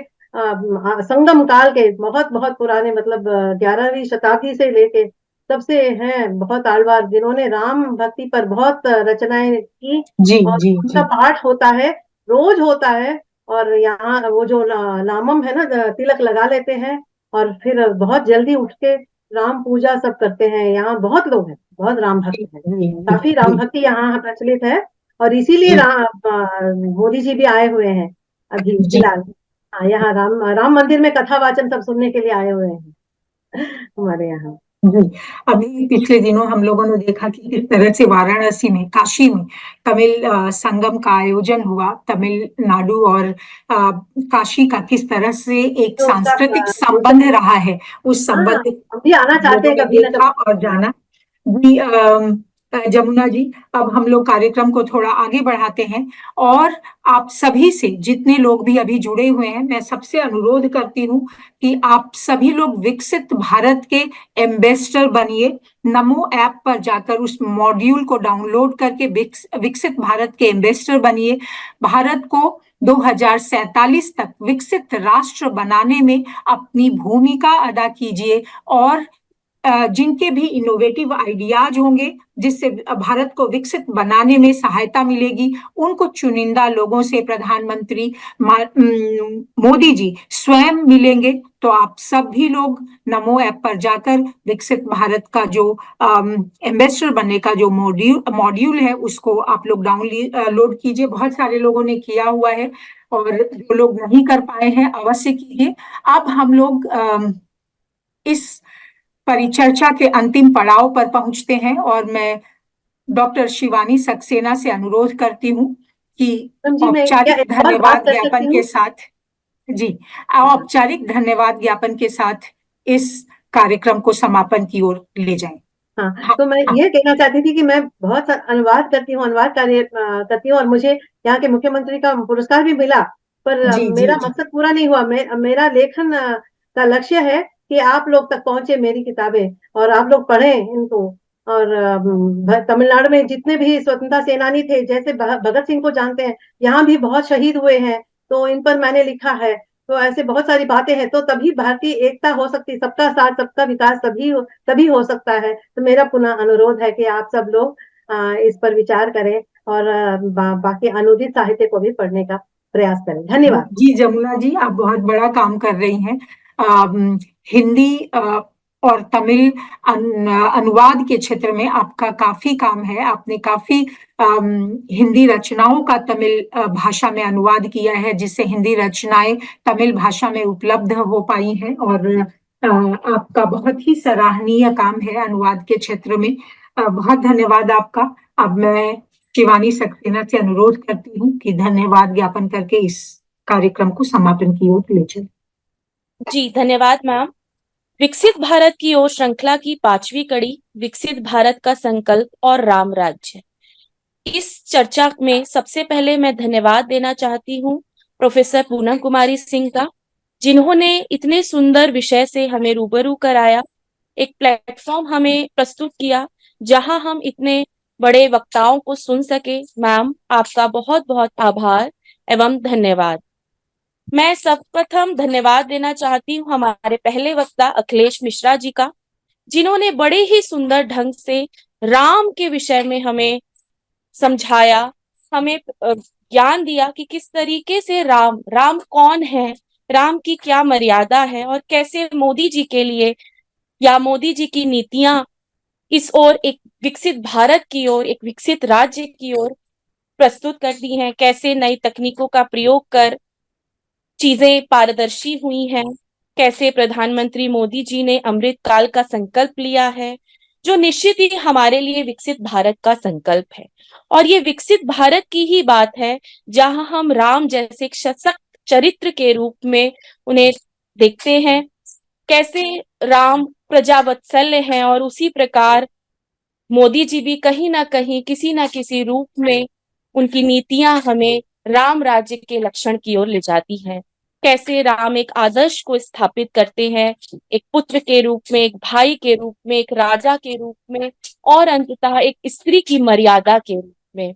राम जन्मभूमि की ये प्राण प्रतिष्ठा हम सभी भारतवासियों के लिए गर्व का विषय है। हम सभी के लिए सनातन परंपरा की महिमा बहुत महत्वपूर्ण है, और उसकी जिजीविषा आज तक कैसे बनी हुई है, इन सारे विषयों पर अखिलेश जी ने बहुत ही सुंदर ढंग से हम सबको ज्ञान दिया, हम सबको इस विषय से रूबरू कराया। सर, आपका बहुत बहुत आभार एवं धन्यवाद। मैं धन्यवाद देना चाहती हूँ हमारे दूसरे वक्ता शांतनु गुप्ता जी को, जिन्होंने हमें एक अयोध्या के जो आज की अयोध्या है, या जो आज अयोध्या में उत्सव है, उससे आज हमें ले गए। उस कलयुग की अयोध्या आज कैसे सतयुग की अयोध्या बन गई है। राम की पैड़ी आज उन्होंने विस्तृत रूप से हमें उस अयोध्या के दर्शन कराए, उस सरयू की आरती के दर्शन कराए, उस पूजा के सामान के बारे में बताया, कैसे लाखों में आज राम की मूर्तियां बिक रही हैं, उस इकोनॉमी के बारे में हमें समझाया कि किस तरीके से आज उत्तर प्रदेश इकोनॉमी का एक बड़ा सोर्स बनता जा रहा है। राम को राम बनने में भी 14 वर्ष लगे। बहुत ही सुंदर तरीके से उन्होंने बताया कि कैसे एक निष्कासित राजा, जो एक कल जो राजा बनने वाले थे, और पता चलता है कि उन्हें 14 वर्ष का वनवास हो जाता है, और जब वे वापस आते हैं तो कैसे पुरुषोत्तम राम के रूप में आते हैं।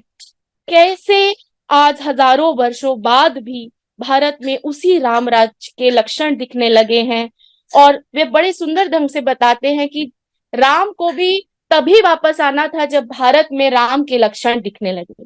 सर, आपका बहुत बहुत आभार एवं धन्यवाद कि आपने हमें घर बैठे ही आज अयोध्या के दर्शन कराए। मैं धन्यवाद देना चाहती हूँ हमारी तीसरी वक्ता जमुना कृष्णन राज जी का, जिन्होंने कंब रामायण के माध्यम से हमें राम की महिमा का वर्णन कराया, हमें बताया कि किस तरह से साउथ में भी राम की क्या महिमा है, कितने सुंदर रूप से वहां पर राम की गौरव गाथा गाई जाती है। आज घर घर में राम है। आज किस तरीके से मोदी जी के नेतृत्व में भारत, न केवल भारत में बल्कि भारत के बाहर भी अपने राममय प्रस्तुति को प्रस्तुत कर रहा है। अपने इस सुंदर वक्तव्य के लिए मैं जमुना जी को बहुत बहुत आभार एवं धन्यवाद देना चाहती हूँ। मैं धन्यवाद देना चाहती हूँ हमारी न्यू इंडिया जंक्शन टीम को, जिन्होंने हमें ये प्लेटफॉर्म दिया जहां हम इतने सुंदर वक्तव्य को प्रस्तुत कर सके। मैं धन्यवाद देना चाहती हूँ हमारी कोर टीम को, जिसमें धीरज जी, कुलदीप जी, अंकेश जी, उन सभी विद्यार्थियों को जिन्होंने लगातार इस चर्चा से जुड़े रहे, जिन्होंने इस वक्तव्य को बहुत सुंदर तरीके से सुना और न केवल सुना बल्कि अपने प्रश्नों को हमारे समक्ष रखा। निश्चित ही उनके प्रश्नों का उत्तर हम निश्चित ही उन तक पहुंचाएंगे। और अंत में एक दोहे से अपनी बात, जो उत्तरकांड का है, दैहिक दैविक भौतिक तापा, राम राज नहीं कहु ही व्यापा, सब नर करहि परस्पर प्रीति, चलहि स्वर धर्म निरत श्रुत नीति। यानी वर्तमान सरकार इसी भारत को, इसी राम राज्य की ओर ले जाना के लिए संकल्पित है। निश्चित ही आज हम सभी उस राम महिमा के साक्षात प्रतिबिंब है, जो हम देख रहे हैं कि किस तरीके से राम राज्य आज वापस भारत की ओर अग्रसर है। धन्यवाद आप सभी का, सभी श्रोताओं का तहे दिल से इस कार्यक्रम में धन्यवाद एवं आभार। धन्यवाद शिवानी। मैं कुछ छात्रों का नाम लेना चाहती हूँ जिन्होंने इस कार्यक्रम को सफल बनाने में बहुत परिश्रम किया है। आदित्य चतुर्वेदी, कौशलेंद्र, यतेंद्र, सत्यकाम, अंकित दुबे, कुलदीप उपाध्याय, धीरज सिंह, पुष्पांजलि, कौशल, बहुत सारे बच्चे हैं जो इस कार्यक्रम को सफल बनाने में सहायता करते हैं। किस तरह से इसकी रूपरेखा बने, किस तरह से लोगों तक इस बात को पहुंचाया जाए, उसके लिए आप सबों को बहुत बहुत धन्यवाद और आभार। अंत में शांति मंत्र के साथ इस कार्यक्रम को समाप्त करते हैं।